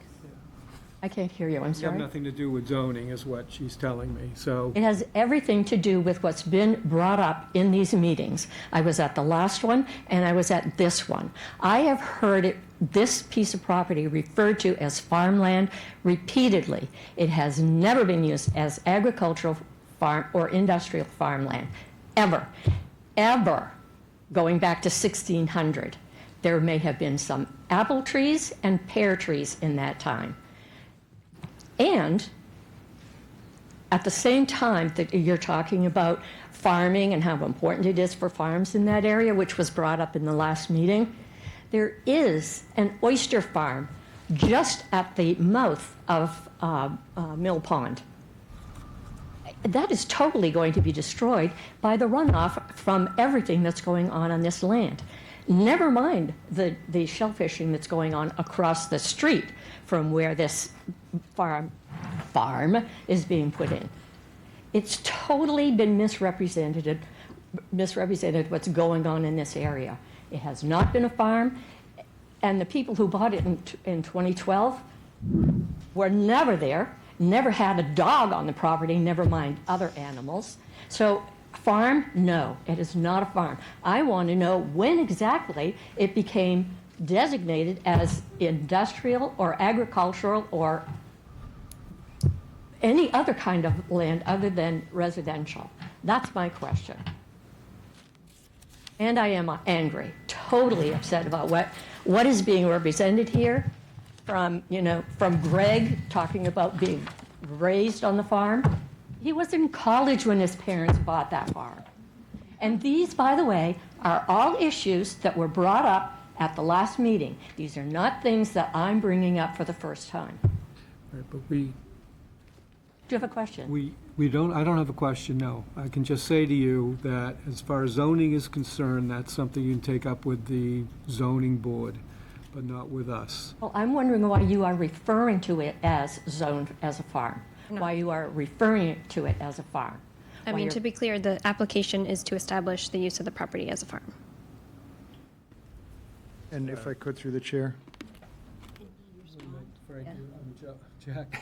I don't want to call you Frank all the time. Jack, you have something? So could I just ask? The chairman referred to Commissioner. Commissioner Frost to speak. Essentially, your point is that this is an application for a new farm. This is an application for a new farm. They came in originally that it was a farmland and historically, and that they would like to prove it, but the bylaw for the town for farm, right to farm, states that farming is commercial. So there was never any doubt from our viewpoint that this is a new farm and they meet the standards for it. Because And so until it's been established as a farm, could we just please refer to it as something other than a farm? Because it's not a farm. it depends on who you're talking to. Yeah, people who want to put cows on, goats and sheep and donkeys on it want Do it you to have be a anything else you farm. want to say? Can't hear you. Do you have anything else to add? I have a lot, but I understand that you only want to address things when I'm standing here at the podium that have to do with pollution, and I believe that this is a great risk for the existing oyster farm that is at the mouth of Mill Pond. Okay, thank you. You're welcome. 1 minute.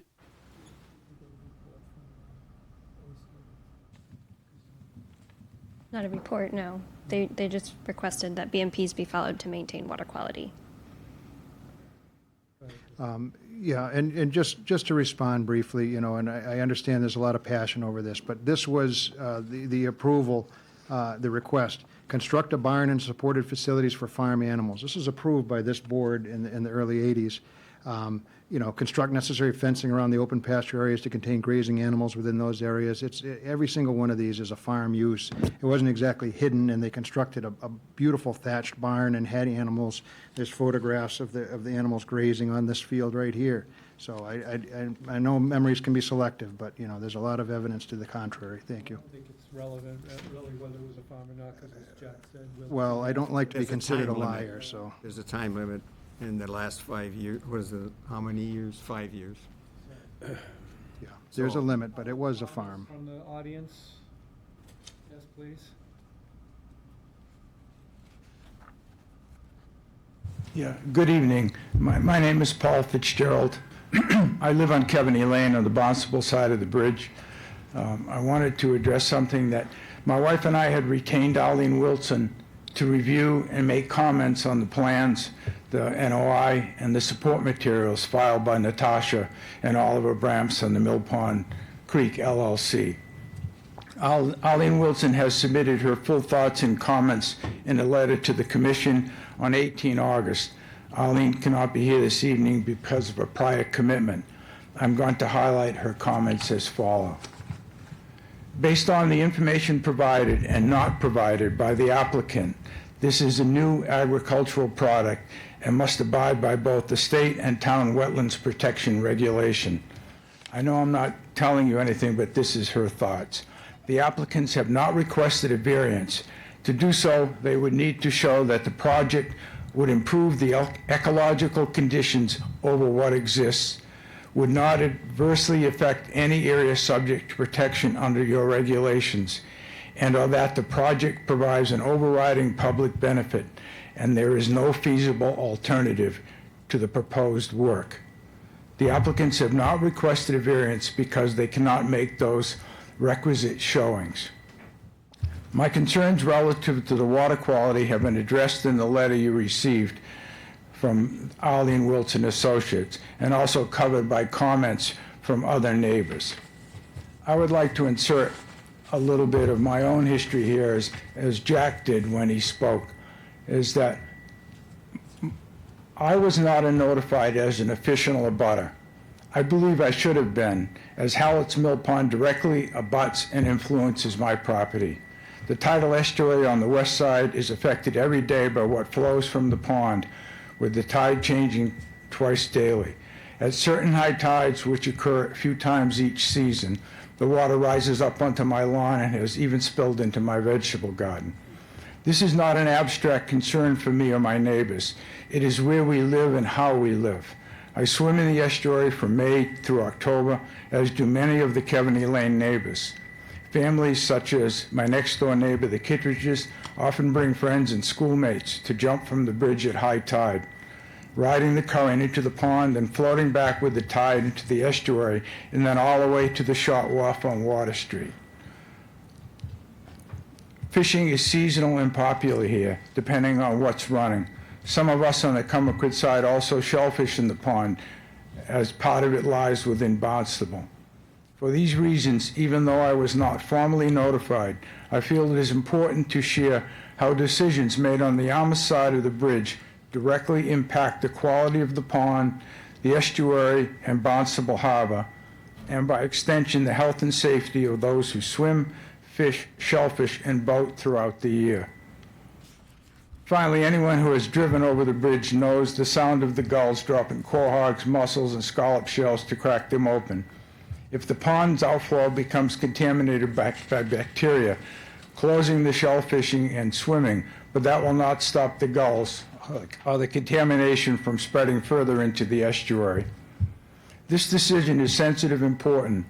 I ask you to be absolutely certain that the proposed goat farm will not have a harmful impact on the pond, the estuary, and the harbor. Any negative changes here would alter this environment and the way generations of residents from both Barnstable and Yarmouth have used and enjoyed it. I simply urge you not to act on this proposal until you have a site plan that is detailed, complete, and in full compliance with your regulations, which the current plan is not.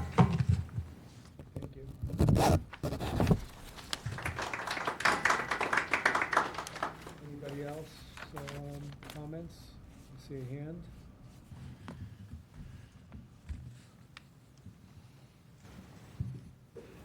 Hello, my name is Paul Messier. I live on Thatcher Shore Road in Yarmouthport. Looking at essentially what we're talking about here, water quality and the protection of the water quality, it comes down to a risk assessment, and that's seemingly what this commission. Sure. Yeah. What I said was, we're talking about a risk assessment here. And I'm wondering what the standard for risk is. Looking at the documents that are compiled online, there's a letter from the Massachusetts Department of Fisheries. And in that letter, it seems like the risk is absolute. It says no contamination.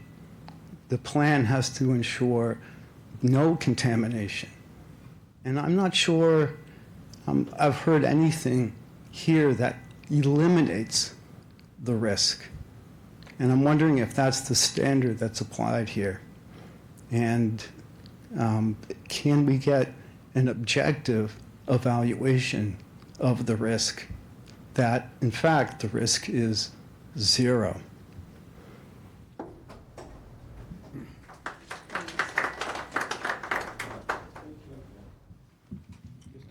That's why I'm looking down page.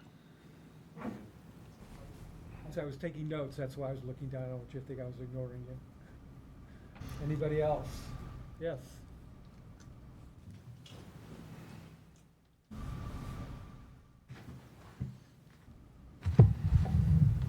Mr. Chairman and members, Joshua Stain, 128 Water Street, right across the street from 88 Mill Lane. Thank you for listening. Despite the 75-minute presentation, detailed feedback, and 2 weeks to respond, the applicant's NOI still violates numerous state and town regulations. To help this commission do its legally required job, and for the record, I'd like to make some comments. First, the plan fails to protect wetlands and wildlife. Much of the fencing would be inside protected riverfront, coastal banks, tidal lands, floodlands, and up against the wetlands edge, with little to zero buffer, which we've heard tonight, and a steep drop-off. This violates state wetland regulation 310 CMR 10.02. 8 feet is not the minimum. The law states the buffer, and no variance has been requested. Second, much fencing would be within the 35 to 50-foot no disturbance buffer zone. Mr. Ohala conceded that it's within 8 or 10 feet. The applicant has not explained why this won't cause a substantial adverse impact. This violates town wetlands regulation, section 6.02. The applicant hasn't addressed or even evaluated how its 4.5 to 6 foot high metal welded wire and raised stone wall fencing, especially in buffer areas, would obstruct the vital wildlife corridors that deer, otters, and other wild animals use to move between this and abutting conservation land. This fencing would be far taller and less permeable than past split rail fencing. And, as the applicant said last time, quote, the donkeys will kick the teeth out of whatever bothers the goats, and these little suckers, the goats, can jump to other land. This failure and obstruction violate 310 CMR 10.02 2B2B. Fourth, the applicant hasn't provided any evidence showing why its alterations should be allowed, how they meet the rigorous regulatory performance standards, why they won't have a significant adverse effect, and why no practicable alternative with less adverse effects exists. They haven't explored this, and they are legally required to under the regulations. This violates 310 CMR 10.58. Second, the plan poses unacceptable risk to water quality. Their plan would result in discharging of animal waste, pesticide, and fertilizer into water resource areas, violating Mass Division of Marine Fisheries requirement of, quote, no runoff or animal waste or associated nutrients into nearby wetlands or waterways, end quote. It also violates the town stormwater regulations ban on such discharges, and it violates the town's wetland regulations ban on fertilizer, such as manure, within 35 to 50 feet of wetlands. And let me explain a little bit why. First, siting the shed on a high point and letting 30 to 40 animals graze on downward sloping pastures would maximize illegal animal waste, pesticide, and fertilizer discharges and polluted runoff into wetlands. In 2012, Down Cape helped document runoff across Mill Lane into Mill Pond and the hydrological link from 88 Mills wetland system through catch basins and an underground pipe to wetlands on the other side of Water Street. The plan currently, as submitted, omits these conveniently. These interconnected water resources would spread contamination, not act as a biofilter, as Mr. Ohala represented. Second, the area's documented poorly draining soils, standing surface water, and flooding of abutting lots would worsen illegal pollutant runoff.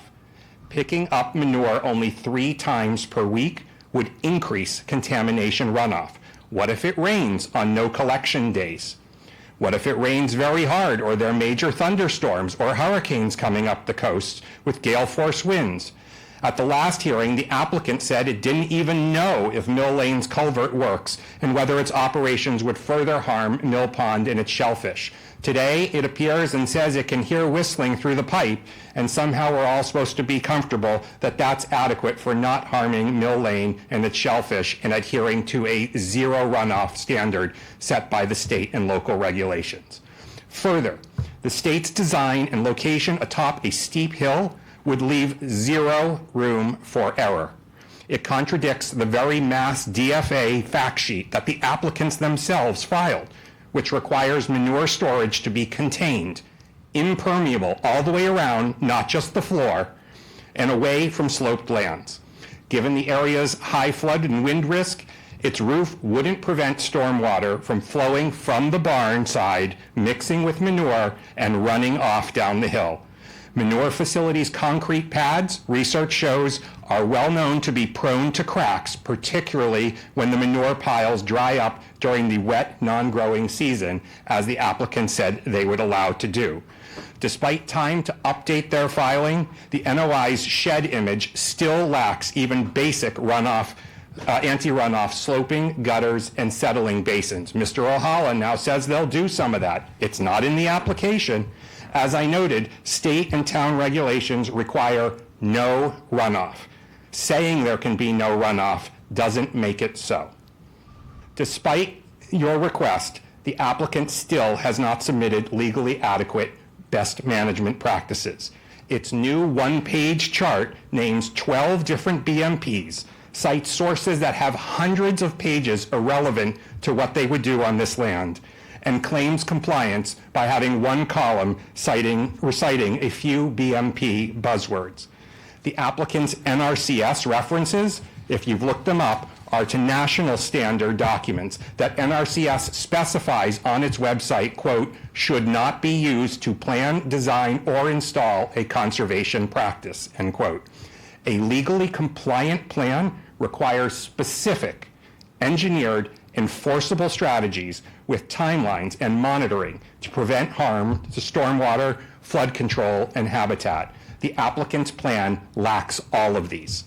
Finally, the fecal coliform bacteria risk is substantial.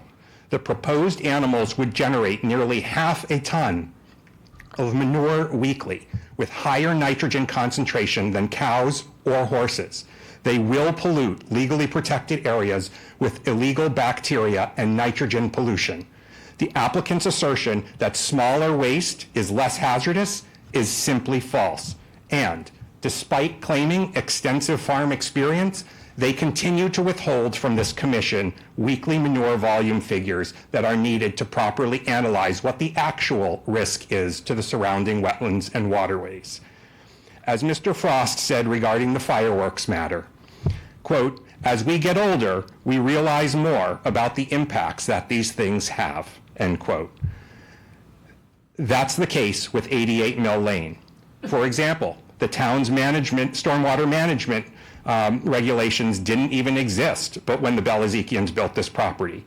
We also didn't know that Mill Pond would be closed for 30 years due to fecal coliform bacteria, and the list goes on. In conclusion, the applicant suggests that they will return for future approvals. But as I think some of the members of this commission have alluded to, if this project is approved, it could qualify for exemptions that would allow future expansion without further scrutiny, leaving the town only to its own resources to enforce whatever you decide here. We urge the commission to carefully consider the current NOI and the undetailed extensive future plans. This NOI should be denied. Thank you.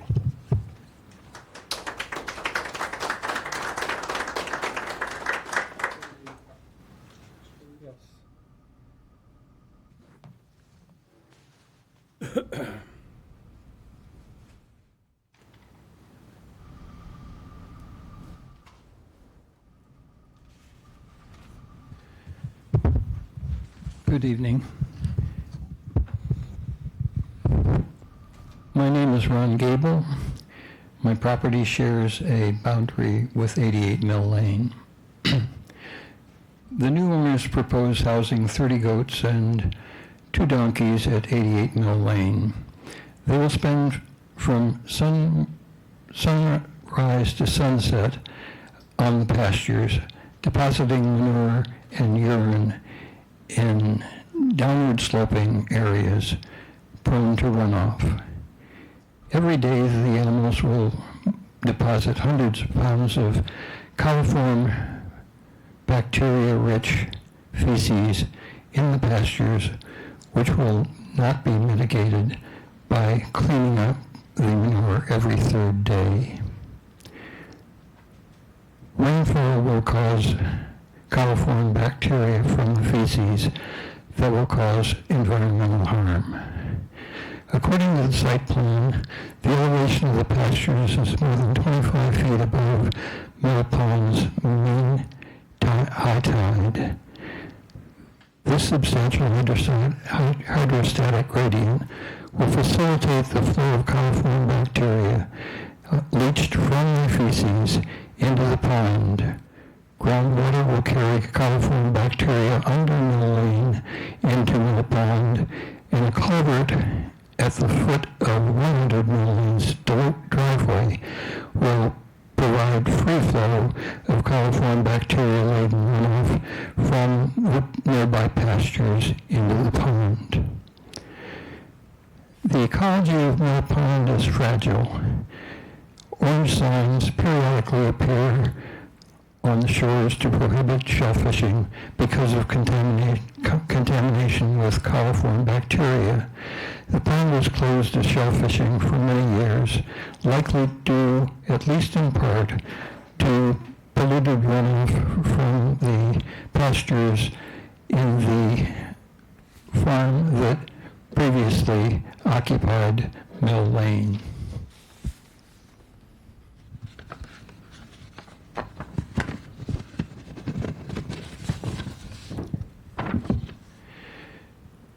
Pollution from the farm can be expected to increase the number of days that a high density of coliform bacteria in Mill Pond will shut down shellfishing. The farm's additional load of coliform bacteria may, in fact, permanently prohibit commercial shellfishing in the pond and make it unfit to swimming and other recreational activities. I believe that the proposed farm's adverse effects on water quality are unacceptable.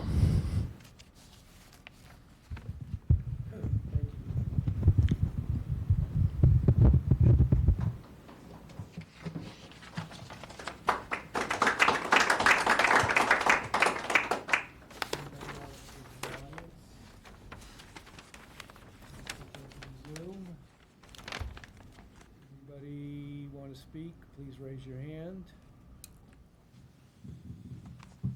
I see one person. Sam. Sam. Sam? Are you muted? I can't tell. Sam, you're calling on you. Sam, you're live. Any comments on Zoom? If none, we will move on. He's not doing it. So, anyone else on Zoom? There's another Except hand I can't see. Isn't there? Hi, can you hear us? Sorry, it's Sam. Okay, Sam, yep.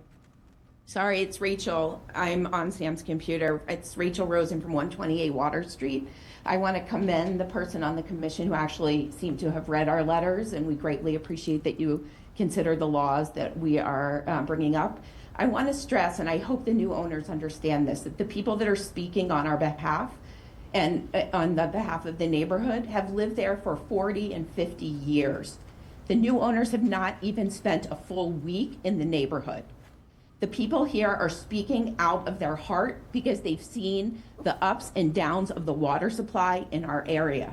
I'm extremely concerned that we're talking about how wetting manure is a good thing. No way is wetting manure a good thing. While you may be able to pick it up easier, wetting it puts it in the water supply. So I'm very bothered by this whole conversation about how we should let sprinklers run on the poop. This is incredibly disturbing. And while this may be best farm practice when you're not in a wetlands, it cannot be a best practice when you're in the wetlands. I would strongly urge everybody on this commission to really follow the law, not just rubber stamp something because it's in front of the committee. Every single person here has researched this, hired lawyers, hired experts to understand all of the issues that are involved here. So please make sure you do your due diligence before you approve this. I will say, I think if you've been listening, we are doing our due diligence. We haven't rubber stamped anything. And also, I think you misheard the wetting of the manure. It's just the opposite. They would be doing the manure before they irrigate, or if there was a big storm coming before a big storm. So I just want to make those two corrections, but I will definitely defend what we're doing and how we're working this through and listening to both sides and making decisions and spending a lot of time on it ourselves. Thank you. Anybody else online? It was Vincent. What? Vincent. Vincent? Someone has good eyesight. Yes. Yeah, can you hear me? Yes. Yep. Go ahead, Vincent. I apologize because I know this is outside your purview, but I would just like to know at what point it will be within the purview of one of the committees that's going to be reviewing this application as it goes forward. I live at 48 Mill Lane. The lane is barely capable of having two cars pass one another. So I know it's not your issue, but can you tell me which commission will be looking at the issues associated with traffic? I don't know. I don't know at this time. I don't know if there's a committee that refused that. Ask the town manager, because I really don't know the answer to that question. Would it be the DPW? I mean, I've often asked that question in relationship to other things going on in town, as who does traffic studies. To be honest with you, I don't get a very good answer. So you might ask the town manager's office. And Sure, thank you. Yeah, because all the roads around here are very narrow. Thank you. Yep, that makes why we like living here. Just to address the traffic issue, just to address this traffic issue, we probably have, sorry, can you hear me now? Natasha Bromst. To address the traffic issue, I'm sorry, Natasha Bromst, I'm the applicant. Thank you, sorry about that. We probably have, I don't know, all over 4 hay trucks a year. I just want to, because there's a lot of statements. We have nothing to do with. I understand, but traffic should not be a material issue for people to be concerned about. Deal with that in another group of people. We have enough to deal with here. The Anybody DPW else would. online? That's fine. Okay.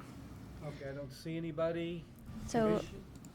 Commissioners, anybody? Yeah, we'll start with Paul. Thank you.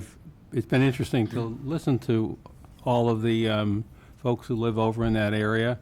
Certainly some very knowledgeable people about an awful lot of laws and regulations and so on. And I just would want to say the next time we have an opening on this committee, I'd love to have some of you participate. Something that we have trouble with sometimes. We're volunteers to this town. We don't get paid anything. We're not a rubber stamp type of a committee. We try to do a friendly job in terms of watching out for the environment and doing our best to help with the enforcement of the Wetland Protection Act. So you may say things that are imperfect, and so do we. But please be assured that we're doing our best to consider all of your concerns. It is kind of interesting that the establishment of a farm is such a problem in an area that was built upon agriculture. I can only wonder what would have happened in 1639 or whenever it was if people had to make an application for a farm in those days. I think what you're doing is perfectly appropriate, is speaking your minds, giving us some more information, helping us with the consideration. But please remember that we're with you too. We're townspeople. I don't live far from that area. I've always enjoyed that area, and we would do nothing, I'm sure, to ever judge or to vote for something that we thought was extremely deleterious to that particular area or any other area in town. And it's a struggle. It's a struggle because people are always second-guessing the Wetland Protection Act requirements and so on and so forth. And I hope you understand that all these folks next to me are doing their best to work in a way that is in the best interest of this town. Thank you. Oh, yeah, thank you. I wish I brought my binder with me with the Wetlands Protection Act. I mean, we all are as familiar, and we are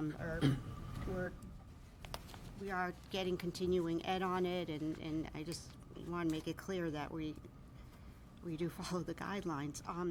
Let's talk about the difference between, because seems to be the subject at hand is manure. Is it a fiscal reason why am I saying it right, the BioVator is not being utilized? Could you explain to me how that would improve the manure removal versus the structure? I'm leaning here that might be something you need to do, is this BioVator. If you could just tell me the pros and cons, and is it a fiscal issue? It's $30,000. It's a substantial investment, but we're of the opinion that we could do it without it. But we would certainly. It might be, like a washing machine versus washing the dishes by hand. It might be something that they move towards in a year or two. But how does it work? I mean, you have, so where do you store it in the meantime? Or it's always in an enclosed structure anyway, so it'd be inside the composting area, and you load one end and the clean manure, the composted organics come out the other side, but it adds a little bit of moisture, it gets the temperature right, it mixes it, oxygenates it, and basically is just like a cement mixer. It slowly moves through as it's processed, and the nice fertilizer comes out the other end. They have online some information on that. Well, is it something that we should explore here? Because you heard the concerns of the public, even though we're doing everything possible to drain this property correctly. I don't know if the audience heard this about this berm around the whole perimeter. I mean, we're addressing the runoff. Yeah, and although it's 25 feet higher, it's pitched away from Mill Creek and Mill Pond. Would this help the manure runoff is my question. It's just it's a labor-saving device. I think the quality, if it's a well-managed composting area, it would be equivalent. I don't know, Leo, did you have any thoughts? I think what we're doing now is we're confusing two things. The manure that's been dropped daily by the animals out on the pasture, and the effects of that some of the people may have concerned about, and then the actual manure storage, if you will, or compost area. So it's two entirely different things. I personally have not had good experience with these mechanical devices. But again, as what was set up here on the board, agriculture is becoming a historic thing, and I'm a historic person. My wife doesn't have a dishwasher. Doesn't like them, never liked them. She always washed her dishes by hand, as Dan said. And this is a similar kind of thing. It's new. It's a piece of machinery, though. It is a piece of machinery. It's mechanical. It works. I personally will tell you that I am not impressed with them. Robert Our company and myself got together about 15 years ago and designed a similar kind of situation. It was more problematic.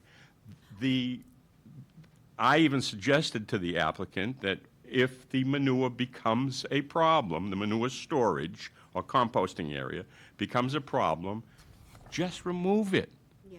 It's not, we're not talking thousands of tons here. You come in with a little loader and you dump it into a dump trailer and off the site it goes, and then it's not Yarmouth's problem.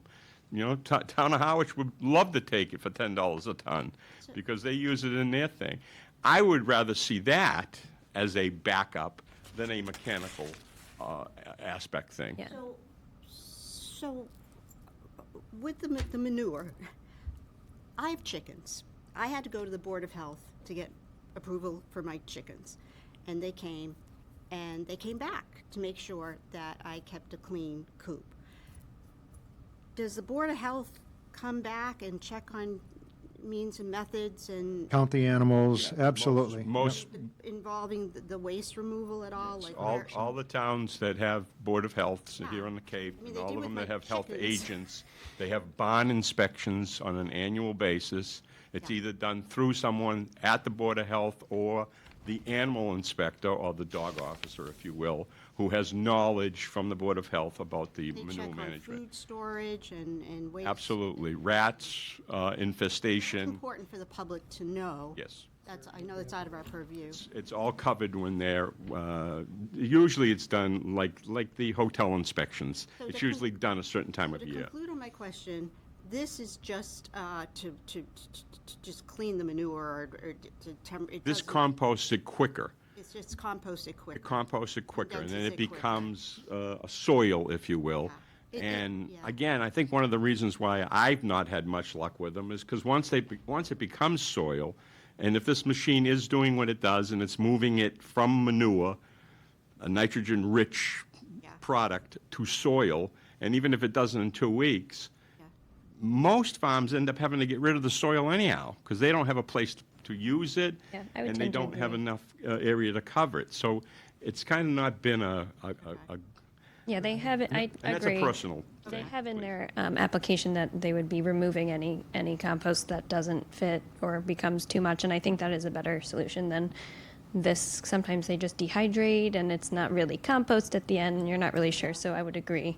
But you don't know what happens in there. It's like a trash They're gonna compactor. move it. So we have That'll be one of our September 4th or 18th for more information, as we talked about. What would you prefer? Well, again, pleasure of the board, would be very comfortable with closing the hearing subject to receipt of a plan showing, as discussed, the buffer between the two flags. I don't know how much more we can add.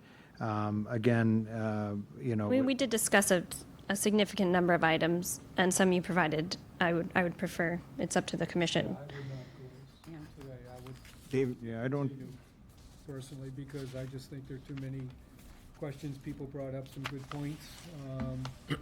I'm not an expert or even close to being a scientist, so I'll need time to figure out how to look at what some of these points were.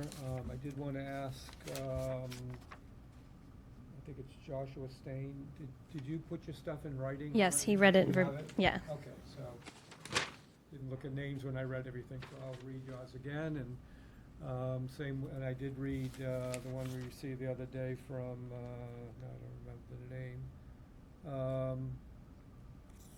Yeah, The Wilson letter, and I just need to spend time, and I have lots of other things to do in life too, because Paul said we're all Yeah. volunteers. Public comment has closed. Yeah. regard to that, if I might, Yes, I submitted that in my letter, and that letter, as well as my prior letter of August 1, indicate even more violations that this is subject to that I had. Thank you. If we're getting a new plan, would it be possible to see where the irrigation is located in the 35-foot buffer? Just that section?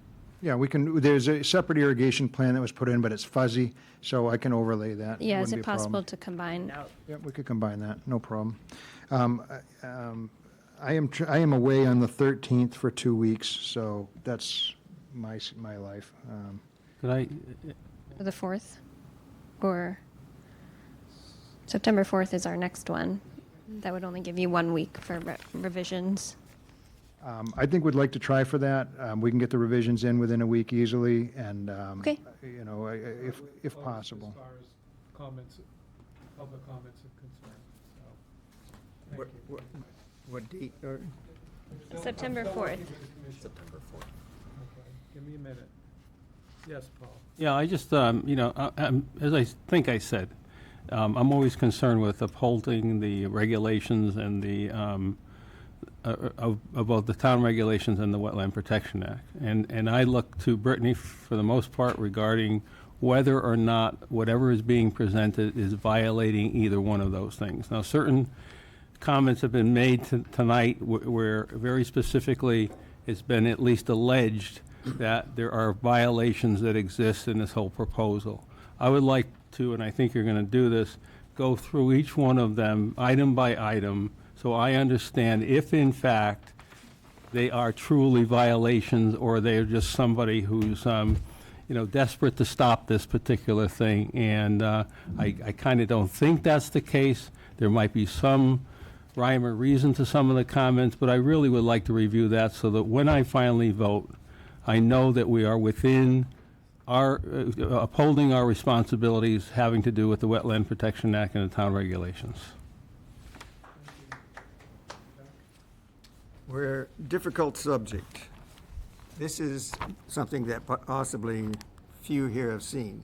A Guide to Agriculture and the Massachusetts Wetlands Protection Act. This is a manual put out by the state. And it is a little bit old, but it does go through how the state is encouraging the farming. But it also, so each town can make its own bylaws under the state Right to Farm Act. What I would like to address at this point is best management practices, and I think very few people understand how these are derived. For the Conservation Service, for the Natural Resources Conservation Service, they essentially have the national standards, which, as Ellie pointed out, it was a good table. But that table doesn't really identify the specific standards that are being addressed. And I sort of quickly went over the point that I'd like to see more detail in the farm plan, when I should be more explicit about the person's questions on the legal problems and all the things that Paul wants to go through, which will be important for the future, because really I'm talking about the local best management practices. The soil, the water resource, they essentially say the national are taken by the states and derive their own general laws for the state, their own best management practices. And then the conservation districts take those, with the help of the NRCS, they work out what are the local best management practices that take into consideration the soils, the water, and all the other differences that each district has. As you know, we're very different than just a few miles inland in Massachusetts. So they have to be specific to the district conservation, best management practices. And I think that as you understand that process, when I talk about going to see your farm plan, we got to be detailed. There's going to have to be explicit rotational issues addressed, explicit chemical use issues expressed. And I think that this is key to an ongoing acceptance of what's happening.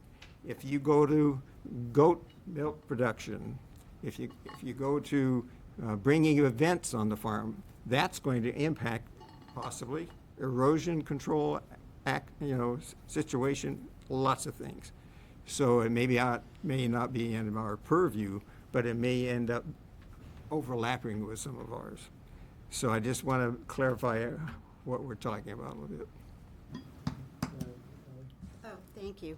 I know, and on the contrary, I'm trying to simplify this, and what we need to do is protect the adjacent wetlands. And I see that what you should do, or could do, is because you're introducing swales, okay, it would be nice if you did a drainage plan, an overlay, if you will, like, because you have to place these swales so they're effective. We need to see that, and we need to see how you've studied it, with arrows. Pretty simple, but it's an overlay of drainage. I mean, that seems to be the big issue here, and it's a very simple solution to show how you have addressed it, and then and show where it's located. But I think I think you might have to do an overlay or a separate plan. I don't know if you Be can happy do to it do all that. on this. It's straightforward to do, and there's so much on here that just a simple drainage plan showing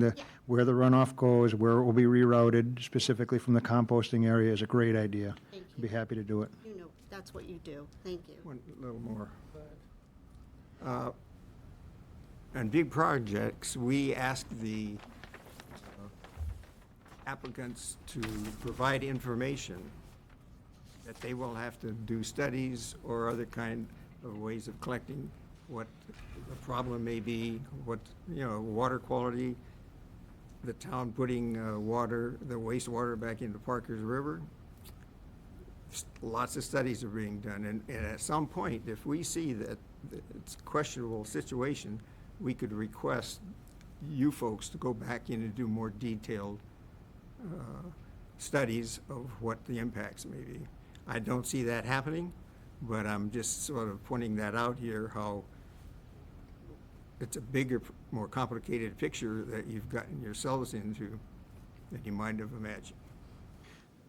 Well, it sounds from the gist of what I'm getting here, we're happy to comply, and we want to be good citizens, so I'm happy to do it. As long as what we're talking about gets approved, I don't think we have any problems. Thank you. Anybody else? So I'll just bring this to a closure before we vote to extend or...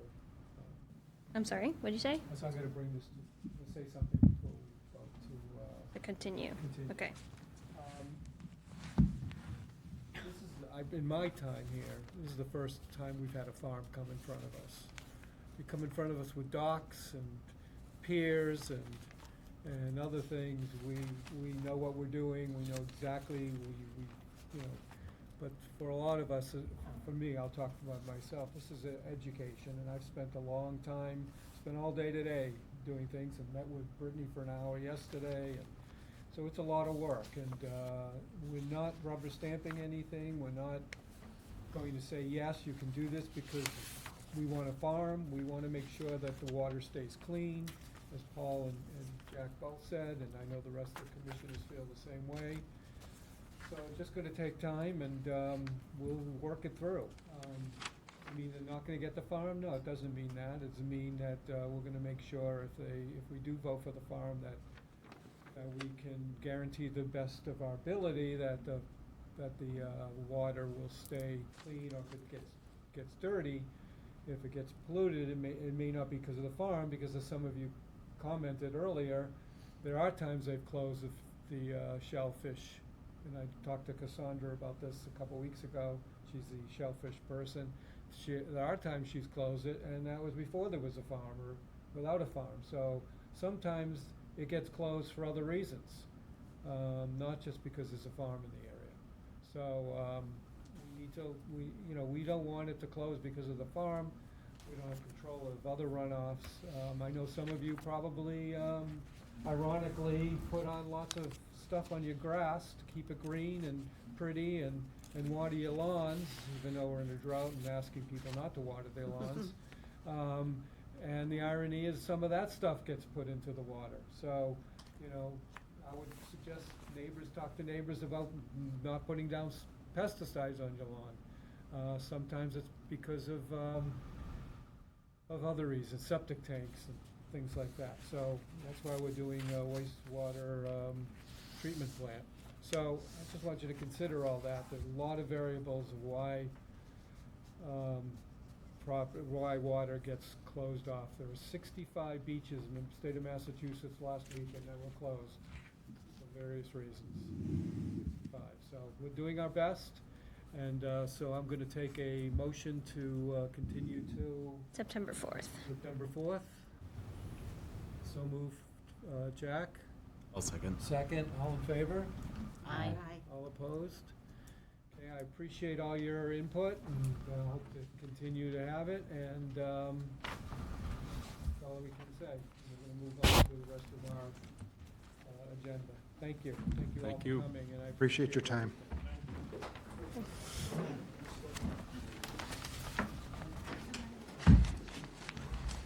give everybody. Can you put this? That's okay?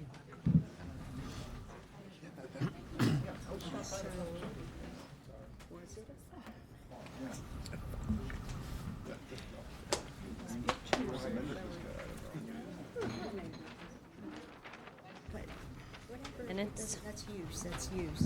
How you doing?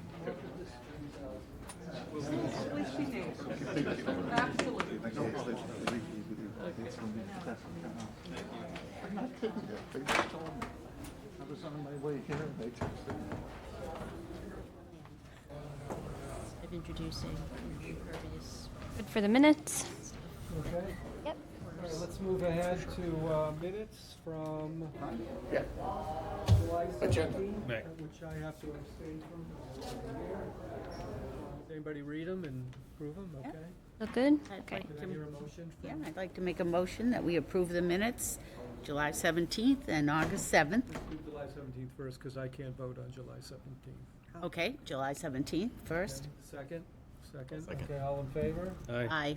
And I abstain. Okay. Now you can do August. I would like to August make a 7th. motion that we approve the meetings for August 7th as written. Second? Second. Second, all in favor? Aye. No one opposed, okay.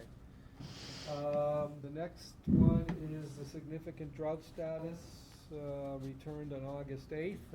We've talked about this on the side. I know I was with a couple people last week on our site visits, and I said I counted 26 homes in my neighborhood who are still watering every day. Yep. And we all, What can we do about it? what can we do about it? That's the problem, They send a letter out, and that's as much as they can do. They can't turn the water off, they can't find them. It's sad, so if you're out there listening and you are watering, please stop. Because we're gonna run into major problems. You can see the leaves turning brown on Route 6. Yeah. You can hand water.